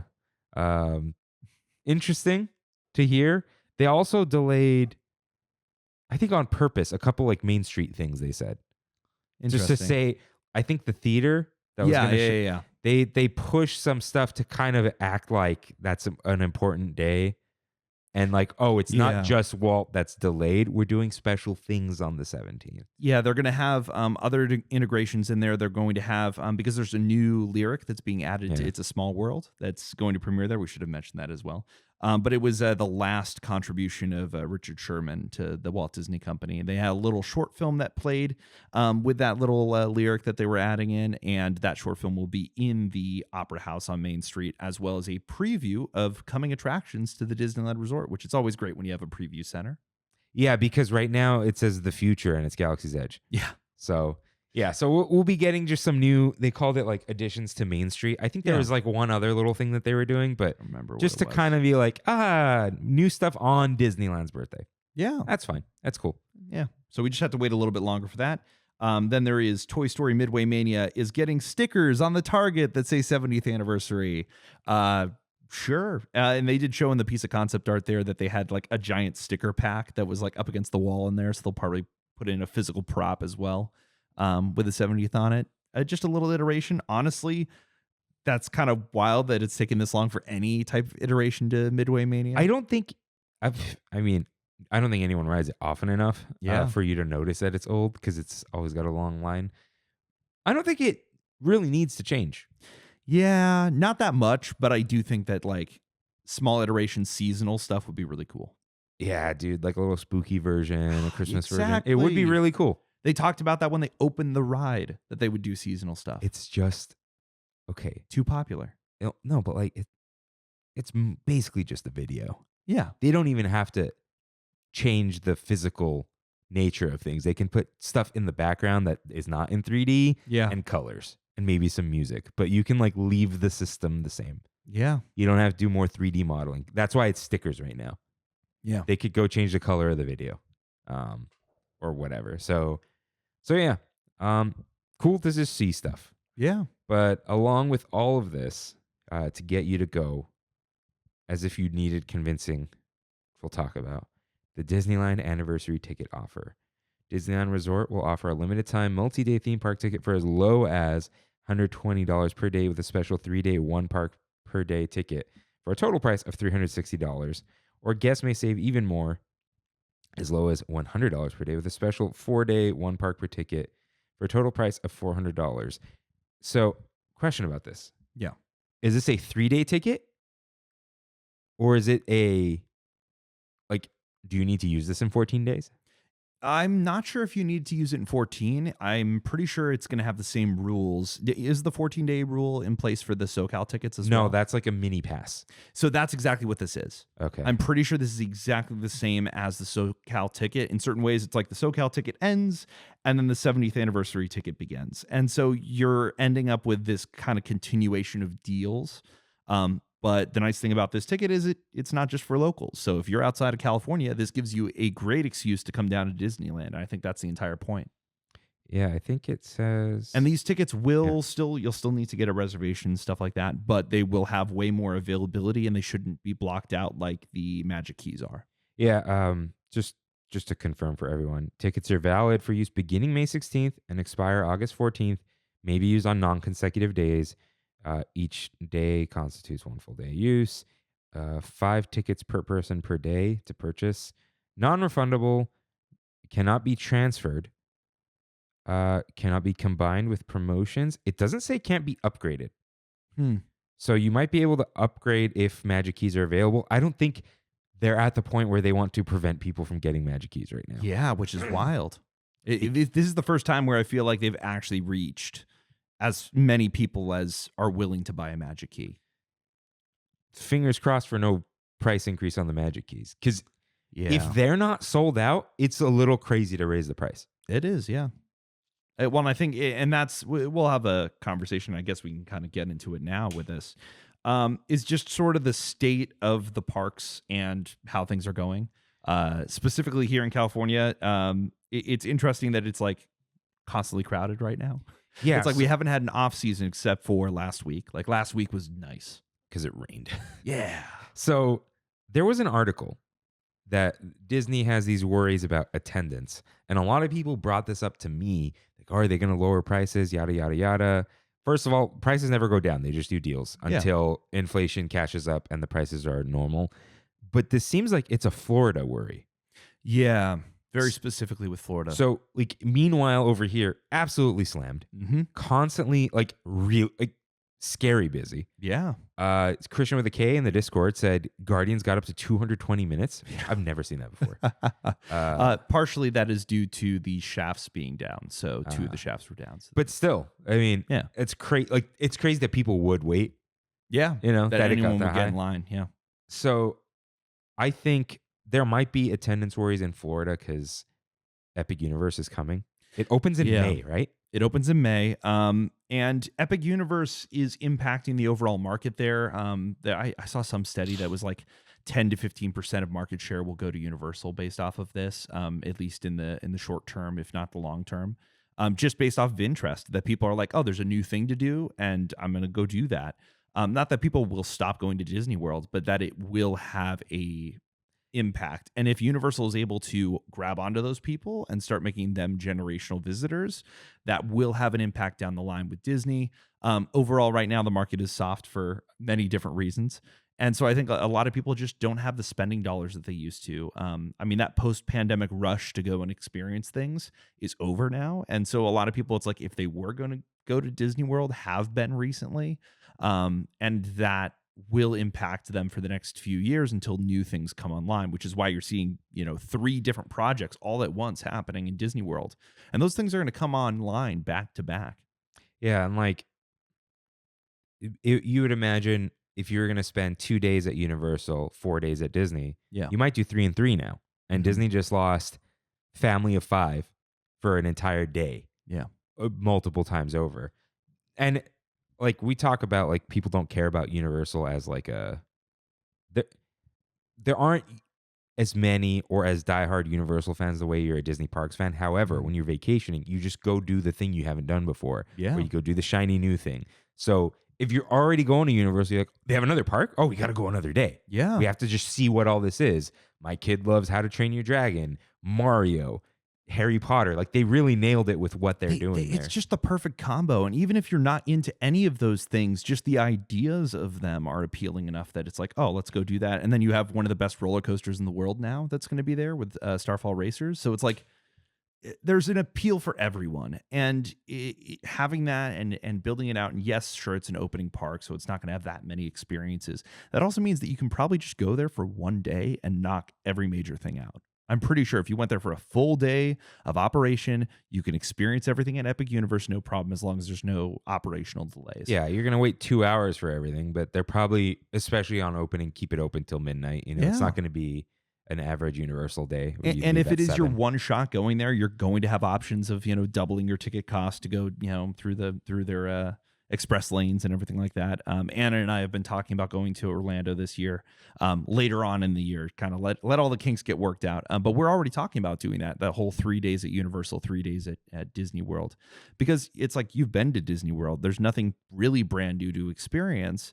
And so do you really need to spend a whole week in Disney World where you could actually split it with a whole bunch of other experiences that you have? Yeah, you can even just park hop. Yeah. You go on Cosmic Rewind, right? Go get a drink around the world, not the entire world, and then go to Animal Kingdom or something, or vice versa. Or vice versa, yeah.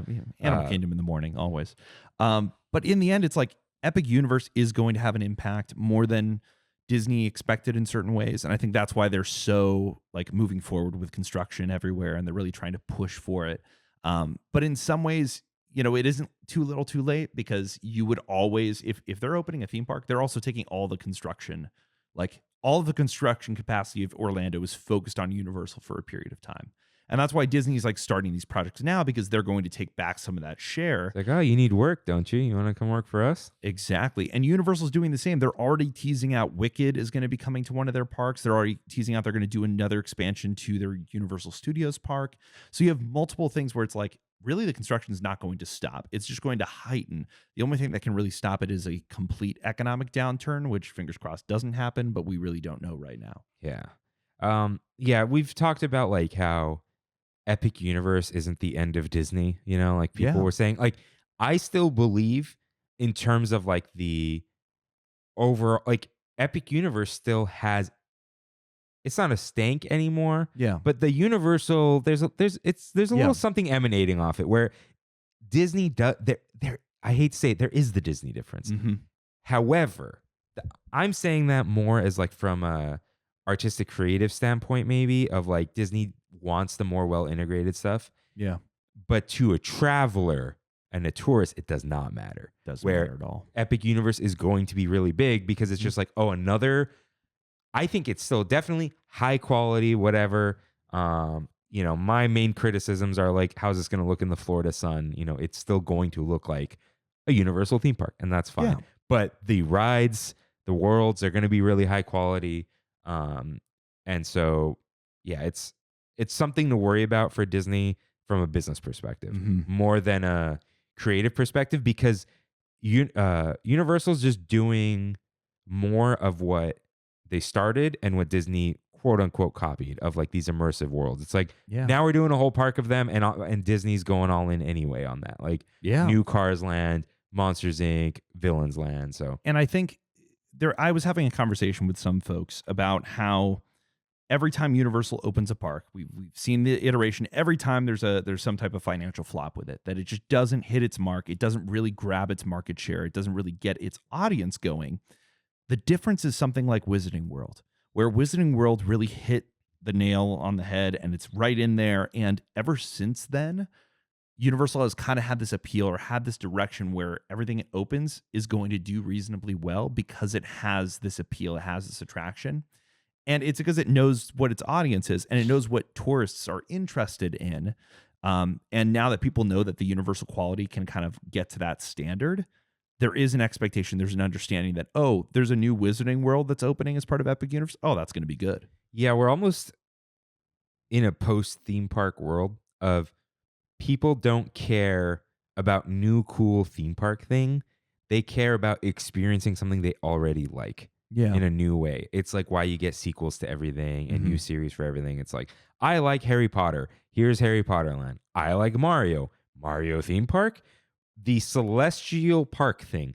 The only people excited about that specifically and talking about it are theme park people. Yeah. And it's designed for theme park people. And to have like this, they want some extra cohesive thing to make it all make sense. Yeah. And people who go there are going to wait in line for these things and eat at these places. That's not the draw, but not everything can be the draw. You have to have things there where like right now, Star Wars people still want to go to Galaxy's Edge. Yeah. They go, even though I heard it's lame, I want to go build my lightsaber. I want to go down the Millennium Falcon. I want to take a picture of Chewbacca. I still want to go have my wish fulfillment. You know? So that's what is, everything new is going to be to draw people into the things that they like or are going to like. Like Wicked. Yeah, there were Wicked fans. Now everyone's a Wicked fan. Yeah. And it's like, ooh, I'm going to go to the thing that's Wicked. And if you're not a Wicked fan, you know what the Wizard of Oz is. Yeah. And so instantly, like that's something that's you're going to see. You're going to see that. Yeah, where you're not going to get a new Expedition Everest type deal. Yeah. Like if you get a space ride for something, it's going to be attached to some sort of IP. No one's going to be like, oh, I love NASA. I'm going to go on the new like theme park space ride. But that's what's so cool about Starfall Racers is it's like it really isn't. I mean, it has a Easter egg for Back to the Future on the back of every vehicle, but still it's like, oh, steampunk, like Victorian, like, utopia. Okay, cool. That's going to be really up my alley. I'm excited about that. For that kind of stuff, you're already drawing people in from the other things, and then they will become a fan of that stuff. That's true. So yeah, you're right. But okay, it seems like in California, there's no end in sight for the crowds. Yeah. So, okay, I've heard murmurings like Ken Potrock was on property, and then all of a sudden they opened up a bunch of reservations. They keep opening up a ton of reservations. Yes. Are they testing what it's like to have things at capacity or no reservation system? I think they are. I think 100% they are, because the biggest sore subject, both from ticket holders and from pass holders, is why do I have to make a reservation when I already bought a ticket? Why is this here? It just makes things more annoying. It's more frustration. It's frustration on the staff. It makes guest relations headaches exist. It's all this stuff. And so if you remove that, what does the park look like? And right now you're experiencing, and in some ways, it's almost like letting the steam out. Like you're boiling water, and now the steam is getting let out. And once you're down to a simmer, that's when you drop the system, because you've already given people enough reservation openings that they've just gone whenever they wanted to. And so that demand, that desire to just, I need to go every day, diminishes a little bit. I think once they drop it, there might be, I was going to say 2 months, probably a few weeks of them being slammed. Yeah. And then people being like, I'll just go when I feel like it now. Yeah. The novelty of it will be gone. And then we'll just be like, yeah, I'm going to drop in after work. I'm going to pop in. Maybe I'll pop in Friday. Yeah. Maybe I'll make plans to pop in Friday. And you know what? I'm not going. And someone else will. Well, and they've always said, the reason that they had the reservation system, and originally it was health stuff, and then it became more guest experience. And in certain ways, I completely understood. And then the other part was it all had to do with operations, that you could staff accordingly based off of your demand, that everything expectation-wise, it's like, oh, well, we know how many people are going to be coming in today. But it really does seem like they don't care about how much staffing they have. As long as everything runs, they don't care how long people wait for things. They don't care how long the food takes. So it's kind of like, we know how much staff we need to support the bare minimum. We'll you just have all that that data. And now it's the whole thing that like, okay, well, when you remove the reservation system, that's instantly a guest satisfaction that's going to up it. And so if they're going into the whole celebration of Disney, the 70th anniversary of Disneyland, and they really want it to be a busy and successful summer, just open up the hose, just let it loose. Like let the people into the park. And sure, it's going to be chaos. And if you are a visitor, you are going to wait in long lines and it will be miserable some days. And then it'll rain some days and that's the day to go. Just know that you're going to get soaked. But like, that's the type of thing that it's like, you're just going to have to make those decisions and it's going to go back to how it was beforehand. But for those of us who are casual Disney goers or enjoy just going in casually and having those experiences, hey, I'm just going to come in, I'm going to get a Dole Whip, I'm going to go hop in on the train or whatever it is. I'm just going to have a good evening. That's going to open things up for you. Yeah. So it's weird. Like we've talked about the hope being gone, but I think they might just pull the trigger because it doesn't really matter anymore. Yeah. It's probably just going to fill up a couple times and then people are going to get over it. And then I think even like ticket people, like their behaviors will change. And I think Disney just kind of, we're all talking off the cuff right now. We haven't really thought about this, but maybe Freddie has. I haven't. But it's like, they can control demand now with deals. So they don't need the reservation system to spread people out anymore. And, you know, if for whatever reason they needed to, they could always just put it back if they wanted. They could. Now, they might not be able to if they sell passes and they don't say reservation required. Because then they can't, obviously they can change terms whenever they want, but they don't want the backlash. They don't want the lawsuits, but yeah, and I think that if they drop the reservations, they need to do it for all of them. Yeah. Oh, yeah. It won't be like just you already have one. Yeah. I mean, like, if they sell a new pass without the reservation system, or let's say they drop the reservation system, no one has to make one. What I mean is, under this new world, if they sell a pass, they can but can't add that restriction back onto it. Yeah. That'll be interesting to see. I think, we'll see how it goes. They might even do a test where they're just like, hey, for these 2 months, you won't need a reservation. Or like the flex days. Yeah. Because, or what do they call them? The bonus days? Like, oh, we're introducing bonus days. Yeah. I think they might even start with that. Of like, or do what Walt Disney World did. Like after 2 p.m. on weekdays at California Adventure. You know, like that's fine. Just go for it. Why not? I mean, well, and that's the whole thing is just like, hey, it's kind of empty here at like 8 p.m. We could have had, an hour or so of all these, locals coming in and going to the bars and getting micheladas. Like that's revenue that's lost. If you're there and the Hollywood Lounge doesn't have a line in it, that's a problem. Yeah. And I think that's what, that's the thing with Ken, being there and then all of a sudden the reservations open up. I think that's completely true. That it's like park operations, if they're walking in there and they're seeing, hey, there's not people here. Like, what's going on? Just open up the reservations. People will show up. Yeah. It's been I heard, and this wasn't like, heard from someone who heard someone who says they saw reservations opened up during one of the days. Yeah. Which is crazy. Like they opened up same day reservations. I don't know if that happened. Sounds like something they could do. They could also see not many people showed up for their reservations. Be like, just open it up. Yeah. No one's really going to notice. Mm-hmm. They're just going to log in because they didn't earlier and go, I wonder if there are reservations today. And there are. But it feels like there's more people in the parks than there were last year. There definitely are. The fact that this whole season, we've only had maybe 2 weeks of non-peak. Where it felt like it was non-peak. They've had non-peak tickets. They've had deals for sure. But those days are slammed. And those are weekdays. And there was those, it was 2 full weekends, it seemed like. They closed Mickey and Friends. Yeah. Which hasn't happened since pre-pandemic. Yeah, since pre-Pixar Pals. That's insane. So, scary stuff. But... yeah, I think with all things, if they open up the spigot all the way, like you said, let off some steam, people will get over it in the sense that they'll just come back whenever they want. Yeah. And we might get some light off seasons again of right now people don't feel like going and they don't feel like they have to go. Because that demand to go has been released. And also, I think a lot of people with tickets don't realize, because they've asked me, you don't have to show up to your reservation. It just resets at midnight because you paid for a ticket. They're not going to take that away from you. No. Where they can with the pass. And I think I saw they randomly forgave people for the no-shows out of nowhere, or not the fire thing. They just some people are just we just reset them, or we didn't do them, or so they're probably playing around.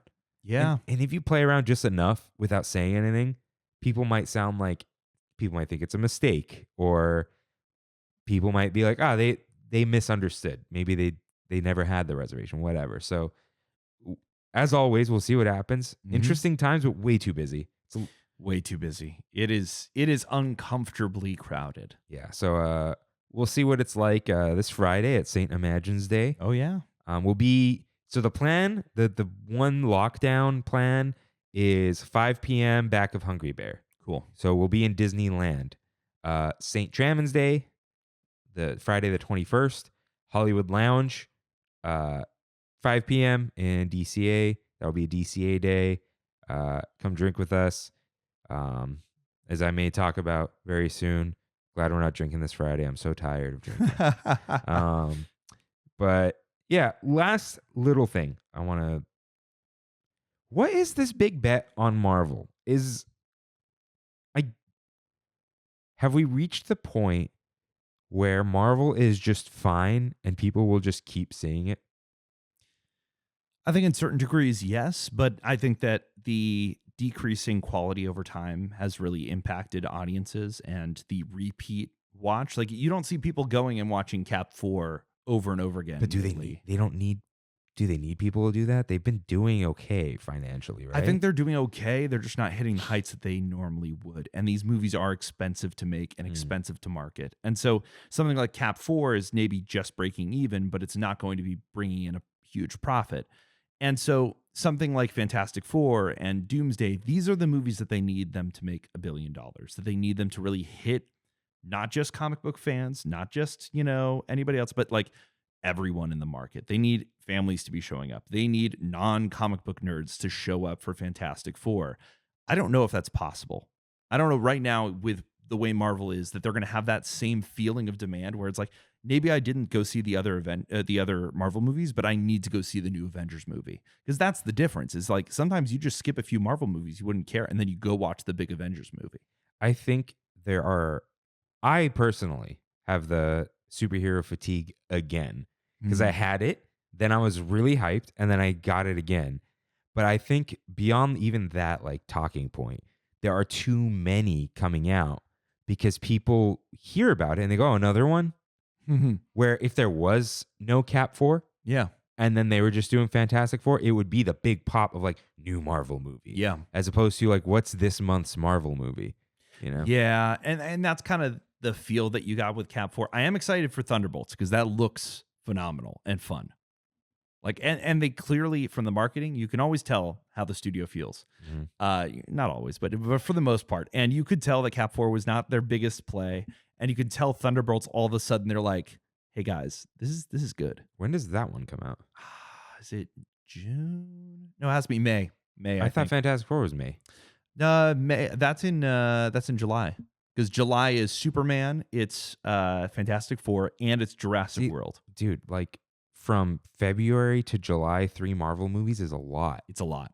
So, yeah. But it's also they've had them in the barrel. Like Cap 4 has been done for like a year or something like that. It's like some of these things, it's like they sit there and then it's like, oh, we got to release it. And they've already talked about, hey, we're going to be decreasing the number of films. So it's like you're just going to have maybe one other Marvel movie and an Avengers movie. And that's it for the next few years.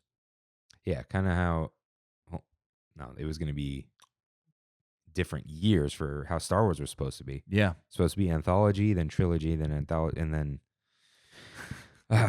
different worlds. Yeah. Different worlds. But yeah, I think I think that's it. That was all the news from South by Southwest. The Disneyland 70th, a little bit of a conversation there as well that we talked about Epic Universe and how that's impacting things. In the future, it'll be interesting to discuss what's going to happen in Hollywood, but they haven't announced anything yet. There's a lot of movement going on at Universal Hollywood. They might be doubling the footprint of the theme park. And that might impact things, which is why I also think that they haven't talked a lot about Avatar and Coco and some of the other stuff coming to the Disneyland Resort because they don't need to. But once Universal kind of shows those cards, I think things will change. Where are they going to put it? A lot of parts of the area, the studio tour, there's been a lot of demolitions. They just demoed part of the Western set by the earthquake area, probably building a new show building for the tour there. And where Supercharged is might not be becoming like a new overlay. it might entirely become part of the park as a new expansion to Wizarding World. That's the current rumor. Ooh, Yeah. that'll be interesting. There's a lot of stuff. So that's, again, a future conversation because it doesn't play in now. Now Epic Universe is coming in. We're going to have the fallout of that. And I'm sure we'll talk about that in the future. But yeah, those other expansions that weren't mentioned today, that's entirely has to do with Disney kind of, we don't need that right now. Right now we can focus on the Avengers e-ticket. We can focus on this little expansion that's actually under construction. Yeah, a lot of things go like we tease a bunch of stuff, then we hone in on the one thing. When that pops, all right, what's the last thing we teased? Let's bring that back into the fold. Exactly. But for now, that is our Big Thunder topic of the week. If this is your final stop, thanks for traveling with us today.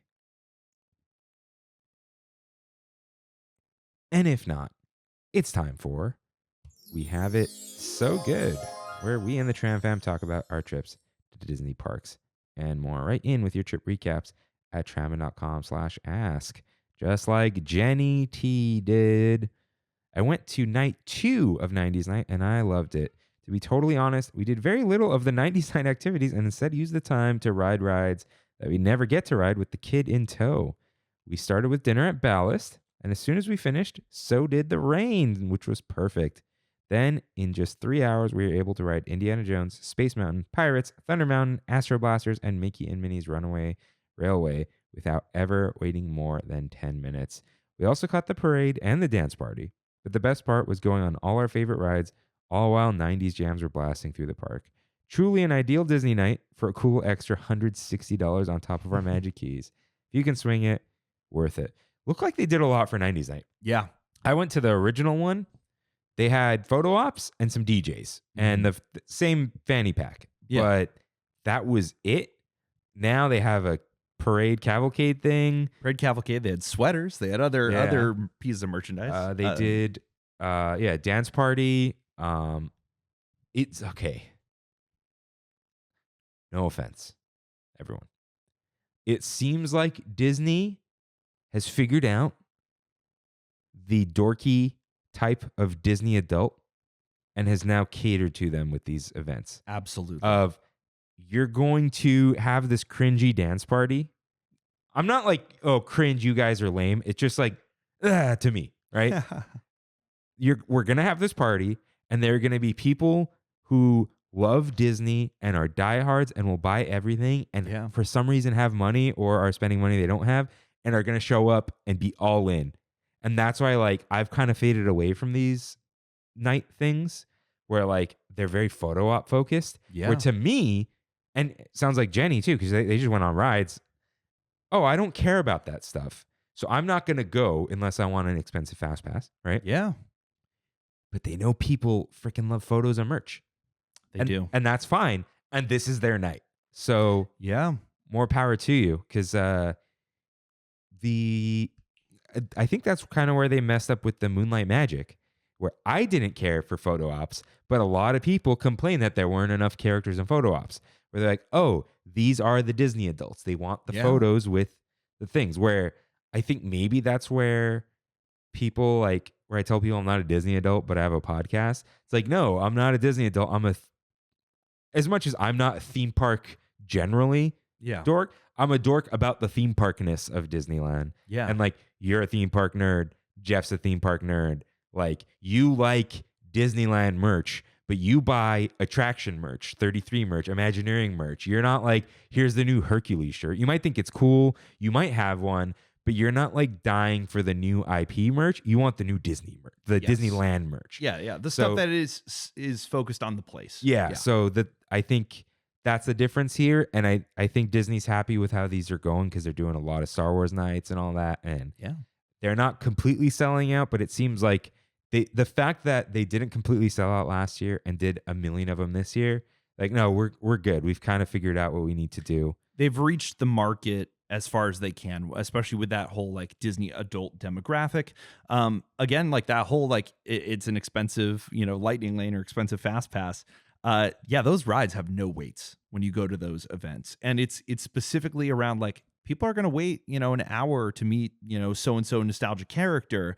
But really, who wants to go on Indiana Jones right now? It's fine, or whatever it is. And then it's like a walk-on or, Rise of the Resistance if you're lucky, right when those parties start. Yeah, I told Kimmy, like, in the future, it's like, we could just buy a ticket to Star Wars night. Yeah. Just because, like, I wouldn't care about missing anything for Star Wars night, Well, and then you have the exclusive food items, which sometimes are really good and people really like them, even to a certain point where they can become part of the regular park operation. I know they had the, I think it was the Sweethearts Night Dole Whip thing was actually available at Tropical Hideaway on a non-Sweethearts Night, and it's just because they had extra available of the supplies. And so it's like one of those things where it's like, this is cool. It's worth your time in certain ways. I do think that on top of Magic Key is a little bit crazy. I know there's a little bit of a discount and you can buy them early, which helps, especially for the popular ones. But I do think that is a lot. Yeah, which she mentioned. So they, I think their baby is under 1 year. So smart. She goes with her, like, on weekdays and whatever with the Magic Key. Yeah. But it's like, oh, this is a nighttime thing. Kid is sleeping with parents or babysitter, whatever, right? It's the adults. Oh, yeah. We'll pay $300 for date night because that's how much date night costs anyway these days. That's true. And we'll just go on all the rides, get it out of our system. The only exception to the wait time rule, I would say, is probably Sweethearts Night, because a lot of people convince their sweetheart to go to Disneyland and they want to go on the rides. And it's date night, so it's like they're not long waits, but they get to like 30 minutes. Yeah. But you're not waiting an hour for Indy on Sweethearts Night, But you will wait a little longer than you'll probably wait a while for Teacups. I'll say that. Yeah. Some of the more nostalgic attractions. But Ozzy writes in, "Hey, Kirk and Rain, we have it so good. I went to Disneyland last Friday with my mom, and this time security was faster and took us maybe 5 to 6 minutes to get through. We went to Disneyland, and there were so many friggin' people everywhere. And I mean everywhere. Felt like a holiday weekend. So we went to Mickey and Minnie's, but the ride was down. So my mom suggested doing Tiana's because the weather was nice and warm. So we went to Bayou Country, and Tiana's wait was a solid 75 minutes. So my overall thoughts and review of the land. Let me start off by saying I'm happy they kept the country aspect of it, seeing that Winnie the Pooh and Hungry Bear are not Louisiana-based stories. I like the fact that they added little lights on the Bayou Country sign. Definitely a plus. I feel like the sign itself is iconic. The land feels like... Okay, sorry. I like how they did some of the updates to the gift shops with the new effects inside. Nice touch to tie into the land. For Tiana's Bayou Adventure, overall, the queue is fine. I didn't see anything I didn't like. Feel like it tells the story well. Saw a couple of things that were from Splash that were still in the queue, which I'm glad they kept. Just crazy to me that it's no longer Splash. Like, in my mind, I can still hear the old Splash queue music ringing in my head. Now for the ride. Overall, give it a 7 out of 10. Definitely growing on me. I like the music on the ride. Still strange that they took out all the critters, though, seeing that the movie, or most of the critters you see from the movie were on Splash before the change. Only thing I didn't like was the fact that Tiana looked old to me, at least at the last part of the ride, the grand scene where the train is above. And with Naveen, you only see him once. I thought that was strange, seeing that the movie, is it Louis or Louis?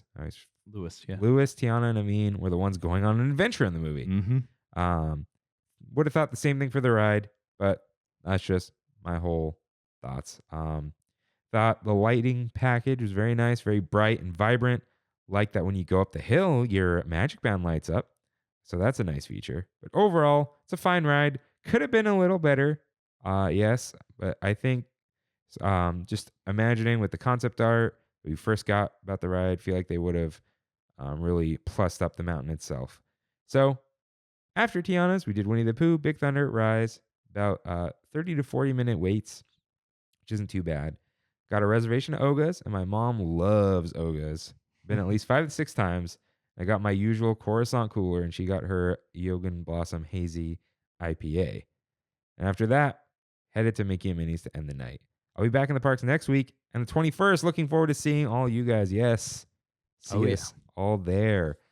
How do you feel about his review of Tiana's? Now that the dust has settled, Freddie, how do you feel about your baby? I mean, I think the Imagineers did a great job in certain aspects, especially like, I think my favorite thing is the depth in the ride. That it went from the Disneyland version where it was just very dark and just, foliage hanging from the ceiling to now you have those walls with the projection that really makes you feel like you're in the bayou and you get that whole immersive feel. I think that the story itself and the whole like celebratory nature of it and that running through line that starts from the very beginning in the queue, I think it works very well. I think that my biggest critique now really doesn't have to do with like what they built. It more has to do with like the fact that the Tianas keep being broken and that a lot of this stuff is still like the kinks are getting worked out of it. I took Anna on it recently and it was great. It went down as soon as we got off the ride. And so the fact that it has had, several downtimes and has like a few show problem like issues, I think that's my main thing with it. It's like I think the ride works and I think it's great. I think that the feel that you get off of it it's just a good time. I do think that there was other potential with the Princess and the Frog story and integration, and especially not having Dr. Facilier, which I understand why they didn't do that, but still removing those certain aspects, it's like they did the best that they could. But it's I still haven't been on it, but that's insane to me. But from what I could tell, it seems like it's a very theme park story. It's like, here's a little story. Yeah, it's cute, but it's not like there isn't much going on with the story. I mean, I will say, like, I'm going to ride Tiana's more than I rode Splash Mountain. I mean, Splash Mountain was one of those things of like, I've done that. I'm not really interested. Yeah, but Tiana's, like the feel of Tiana's, like the fun that I have with that, I'm like, I'll go on that more often. Yeah, now. It's like you said, we get why they didn't do Facilier and stuff, but it would have had like a deeper impact. You're going up the hill, he's doing his whole thing, friends on the other side, like a deeper story. Not that I need a deep story on a ride, but like something a little more than like we're on our way to celebrate. But like it doesn't really matter to most people. It doesn't, and I think that the cultural ties that are in there are so like, and the depth is in that. It's in the research. It's in the love for New Orleans that exists throughout it. It's in the soundtrack, which is phenomenal. The Q soundtrack. I think they did a great job with all of that. Yeah, it seems like the overall package is like very solid. Well, and it's the feel traveling from Pirates of the Caribbean through New Orleans Square to Tiana's is just pure theme park gold. Like it really just is all connected. It all works well and it feels perfect. And I think that that's like a huge thing. I think that again, once the show is working in perfect peak condition, that's great. I mean, I that can be said for any attraction. I've always felt like Rise of the Resistance never impacted me. Like for a long time, it hasn't impacted me. And then those guns started moving. And I was brought back to tears. I was like, oh man, this really is an S tier attraction. Once every show element's working. We'll see. I think Tiana's is working just fine. I do think that opening it when they did in the wintertime was a huge mistake. But at the same time, they just weren't ready for the summer season. And now that we're going to get back into the summer, besides the Walt Disney attraction that they're presenting, that's the other one that they're highlighting for the 70th. It's I'm sure if you haven't done Tiana's, come on down. Here it is. We'll probably see some ads with her in it. Oh, I'm sure. People screaming, going down, the smiling children. That you kind have of stuff. to, because it does feel like they missed their mark it was like, we just opened it. And then like, previews are over, but it's like, it's 60 degrees outside, and people have been getting really wet on it. So so I was baptized by the vibe. Yeah. So any trips you want to talk about, or some fun things you've done recently, things you tasted at Disney? Yeah, Anna and I recently went on Wednesday when it was pouring rain, and we went to go do food and wine, which was great when there's no wait for food and wine. Not great when it's wet. And basically once things got a little soggy with our shoes, that was it. We were out. But we went to the food and wine booths and really had a good time. The food was excellent. I was really impressed with their tiki cocktail that they had this year. Oh, yeah. We were interested in that. It's actually good. Okay. And not every year is it good. So it's one of those situations where everything we tried was actually delicious and we had a really good time. We still have 3 more items that we can use stuff on. So we're saving that for the future. It was just good time at the park. We really enjoy the new apartment that we moved into is just off Catella, so we ride the ART to go there. Oh, every time we get off the bus and we're arriving at Disneyland, it feels like we're in Disney World. Oh, okay. Which is incredible. It's just the whole like, it's like traveling from your hotel to the resort. Like, so you hop on a bus, and it just drops you off in the bus area. Yeah, in the loop right there. Yeah, Nope. so you avoid all the nonsense. You save yourself 30 to 40 minutes every time you go to Disneyland, just because you're not doing. And security over there is not as bad anymore. It's not right? as bad. Mm. Unless you go early in the morning. That's the only Yeah, time not it's to go, always just bad in the morning. Yeah. That's cool. I know. How's the how are the new digs? Good. We're still unpacking. I mean, that takes That's a while. how it goes. Yeah. But honestly, it's nice to be in a place that budgetarily wise is more in line with us. Yeah.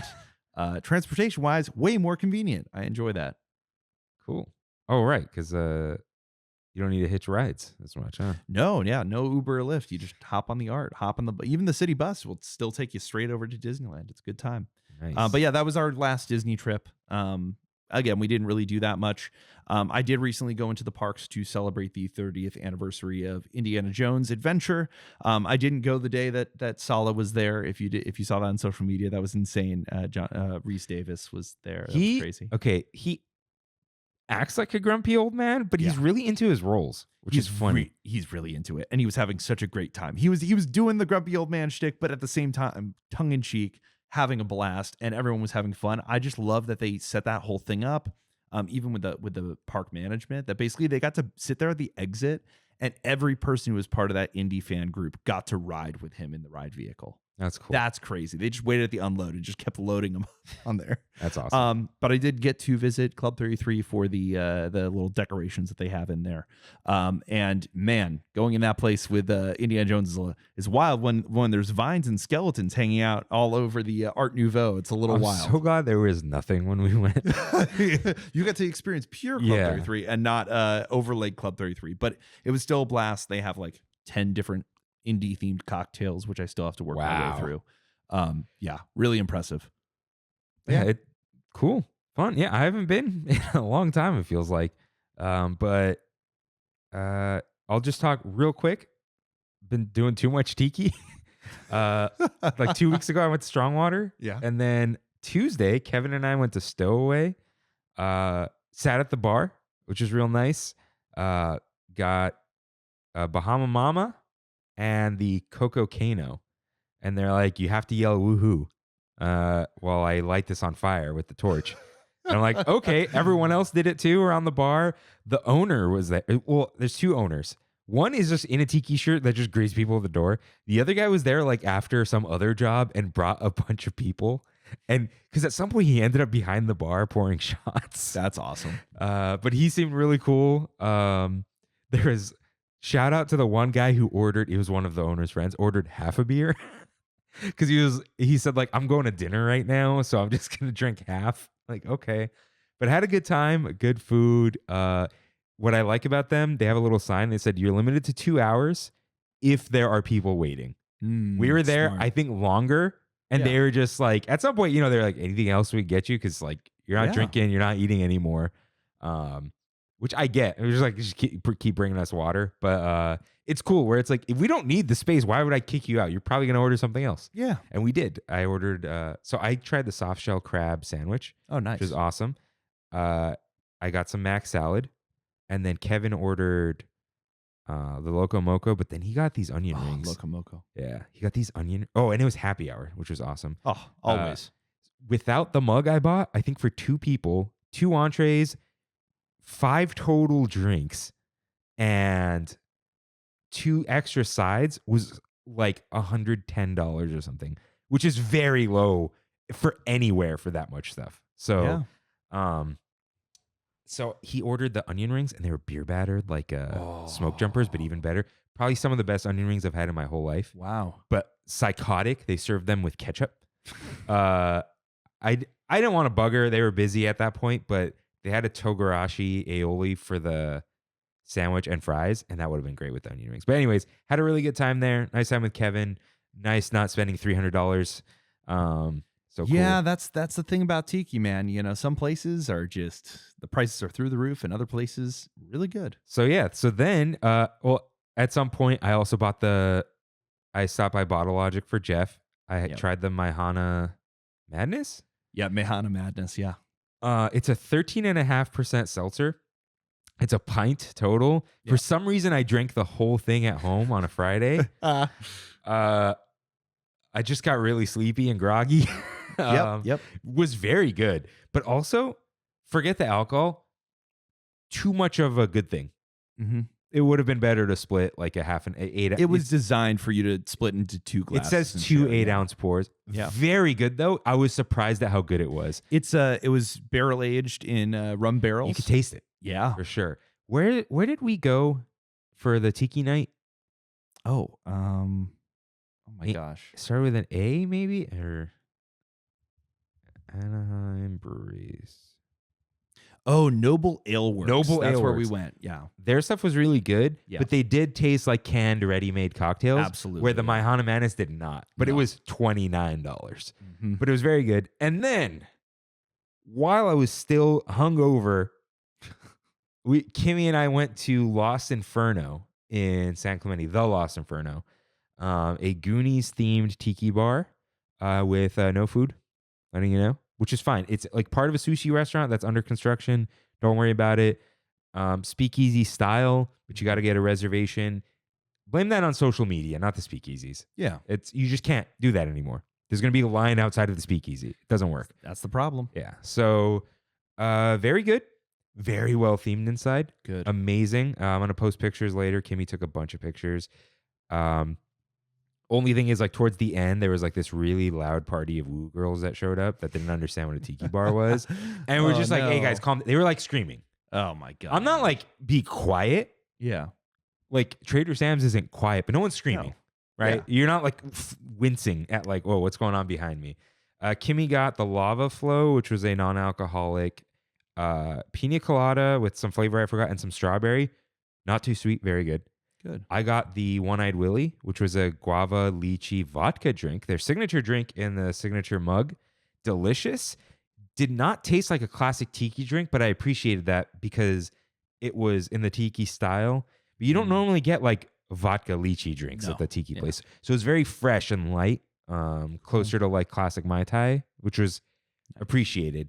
I got the scorched pina colada, not good. Because I asked about the truffle shuffle.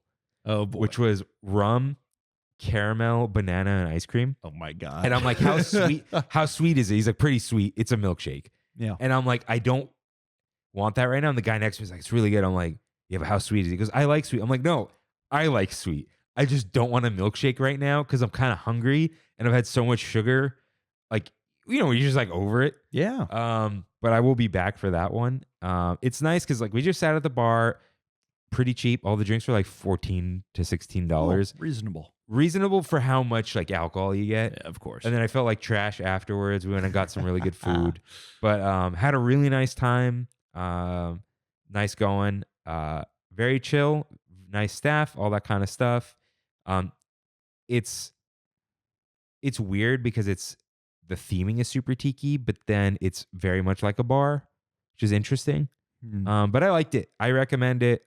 It's called The Lost Inferno. If you like the Goonies. I think what made it different, it's 80s music as opposed to tiki music. Ah, okay. Not okay. loud, but Yeah. just like it's there and like light tiki, but like it's Goonies themed. Yeah. In a tiki bar, you're in the ship. So it's cool. Very cool. I do recommend it if you just want some nice tiki drinks. They only got 3 mocktails, so look it up. Good to know. Yeah, but very good. Recommend. So that's my We Have It So Good. So Freddie, what time is it? Just say it's pizza time.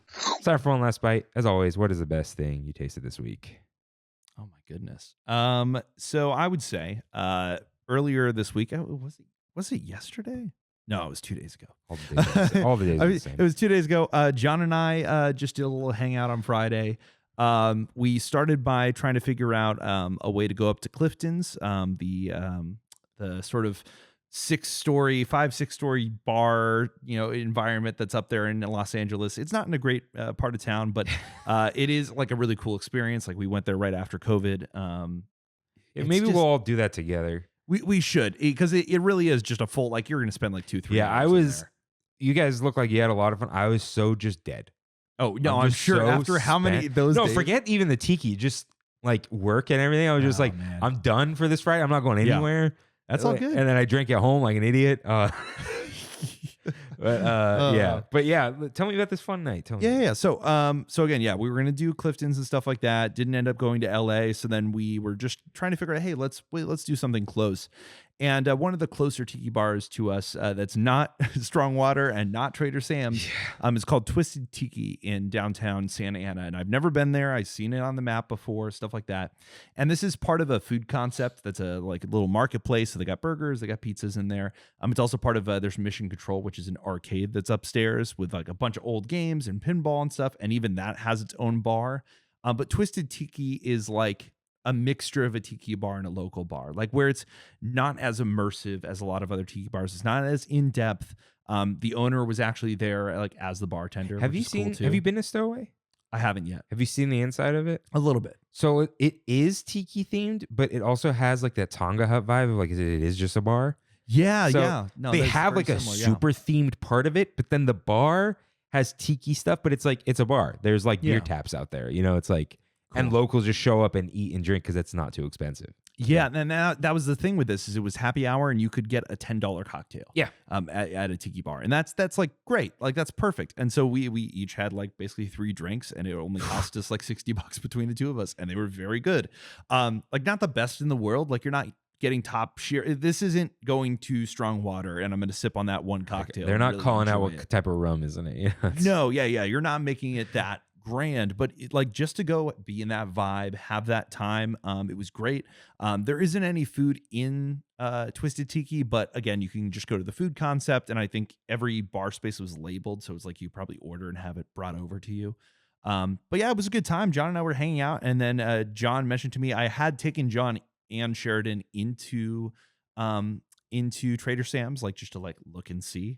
But they had not been inside Trader Sam's. And so it was just John and I, but I was just like, yeah, just come with me. We'll go inside, and then at least you know what to expect, and you like know what to order and everything else. And like, did you guys didn't drink at Trader Sam's? We did. Oh, you did. Okay. We did. All right. So we went to, so after we're done at Twisted Tiki, we both, sobered up and then went over to Trader Sam's, and we went there. We just parked at the Disneyland Hotel, because you can get validated, and that gives you 3 hours.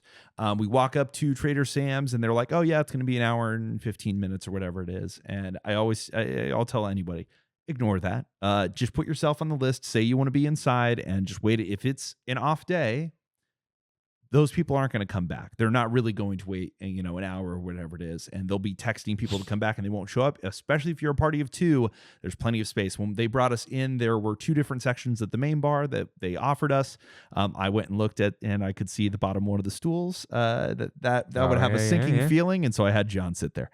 And so we went and sat at the bar. But actually, I'm getting ahead of myself. Before we did that, we actually went to go get our drinks on the outside of the bar while we waited.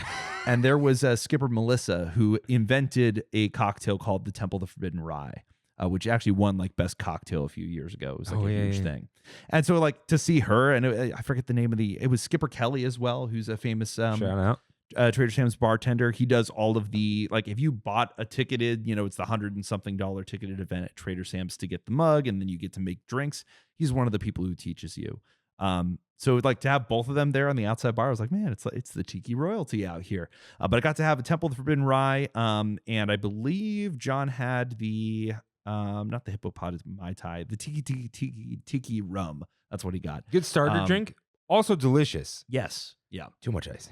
Well, and John was just looking for a finisher cocktail for the evening. Yeah, so you don't want to go. You guys went hard in the paint. Sounds like no, absolutely. So then we wanted to just go chill. So then we spent the next hour and a half or so hanging out inside Trader Sam's. We both got the Loco Moco burger, which if you haven't had it is phenomenal. The food at Trader Sam's took a dip in the last few years, and now the quality is back. They have a brand new head chef who has been doing excellent since last year in October.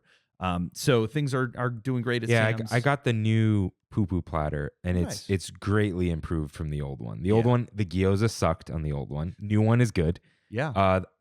I actually like the old long beans, but the tempura green beans are great. It's like a tiki classic. Yeah. The wings have always been good, but they're still good. Good. That burger was very good. That curry thing is great. Yeah.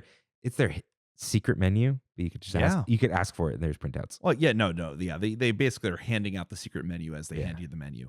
But yeah, it was a really good time. And so, yeah, we didn't order a drink inside, but we just hung out in there and John got to see effects. There were way too many shipwreck orders and no one ordered the volcano drink. I forget which one that is. No one ordered Krakatoa. I was disappointed. But there was an OOA that went off. So John got to see all those shows, which is cool. And yeah, that way I'm like, hey, the land. You couldn't talk to the bartenders. They'll make you a custom cocktail and all this stuff. At Twisted Tiki, they actually charge you, I think it was like $18 for like, talk to the bartender, you get a custom drink, probably because they're also going to use better rums in that. Okay. That type of a thing. There was a woman who was with us there and who had been to something like 30 or 40 tiki bars and was like listing them out. And I was like, what's going on here? Like, I'm like, we're outclassed. But yeah, no, all together, it was a great evening, just hanging out with John, getting to, hang out with a buddy and, yeah, tikiing it up. I can't do that every night. I can't do that as much as Kirk did because otherwise I'd end up feeling like him. But it was a good time. I will say, I don't want to taste that right now. I didn't get sick or drunk or anything. Yeah. It's just like, it starts to get a little samey. So you got to take a little break. You have to. Yeah. I mean, I wouldn't want to go. I wouldn't want to go this Tuesday. Be like, you know what? Give me like a couple weeks and I'll be back in. Yeah, it's a lot.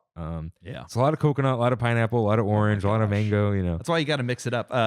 One of the drinks that John ordered, it was a monkey. It was called something with a monkey in it, but it had banana liqueur and like peanut butter whiskey and some other stuff in there. And John literally drank that and he's like, I can't have this. I can't have this and drive later. I need you to have this. Oh, yeah. That was actually quite good. But you got to mix it up. Sometimes these tiki bars will have things that are not just rum. And introduce other like a vodka lychee drink. The problem is when they do like mezcal and stuff, I'm like, don't put that here. But yeah, they got to have something for everybody. But what was the best thing? One best thing. Oh boy. You sound like you like that Loco Moco burger. Loco Moco burger really impressed, especially after all those drinks. Yeah. Loco Moco burger just like hit the spot like a truck. That was probably the best thing I had, and the best drink was the Temple of the Forbidden Rye, because the moment that I recognized her and knew who she was, and she made me a very good one and presented it. I actually have a picture of that one too, where it was like literally, they do the ornate thing and make it look like the eye from the ride, like perfect. Do other people know how to make it? Yes, yeah, okay. Most of the bartenders do. If you order a Temple of the Forbidden Rye, they'll know what you mean. Okay, for me, all the drinks were great. I'm gonna give it to this food that I did not expect would be as good. Kimmy and I were hungry after Los Inferno. We went to MRK Public. I don't know what that means. It's in San Clemente, a little farther down. It was a short rib sandwich. So it was. They told us everything is made in house. Wow. Except, I don't know, some dumb thing that didn't really matter. You know what I mean? Like they made their ketchup in house. So this was like this fresh short rib with horseradish. I said no caramelized onions, and the guy looked at me, and before he opened his mouth, I'm like, crispy onions can stay. Some peppers and whatever. Really great grilled bread. It just like blew my mind. But I don't know what my favorite tiki drink of the week was. It might be the vodka lychee, but that original Bahama Mama was fun. It tasted very classic. It is a classic. But shout out to this. Just a little negative shout out. We'll probably talk about this with Jeff if he comes on. We ordered the fries separate as like an appetizer. I get it. This was a sandwich. If there's a burger on your menu, especially if it's like an $18 burger, it should come with fries. Yeah. Even if you're at a fancy steakhouse and you order the side separate, the dish, just like steak free, should be called hamburger and fries. Yeah. It should just be that way. That's all. But I'm going to give it to this. It was a good place, nice staff. I don't think it was too pricey. It was not pricey for the quality we got. So shout out. But finally, Freddie, what's beyond the yellow line for you? What are you excited for in the next week? St. Imagines Day. It's going to be fun. Oh, yeah. We've never had a Disneyland Trammin hangout. Which is crazy. Yeah. Because we're always like, oh, St. Trammin's Day, we'll drink. It's harder to hang out with a big group in Disneyland. Mm-hmm. We'll see what happens. Like we said, reach out to us on Instagram. You can find, Rain's not going to be there this week. He'll be there on the 21st.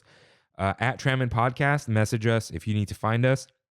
If you don't have Instagram, email us, ask@trammin.com. to get into the Discord. So you can message us there directly. Discord, it's fun. You should join. Those are probably the only real ways you can get in touch with us in real time. Yeah. And don't go to trammin.com/ask to ask unless you put your email address there, because I can't reply. So yeah, I'm excited to see you all. Excited to be back in Disneyland. And to see what's next.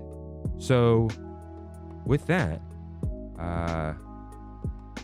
why am I so confused?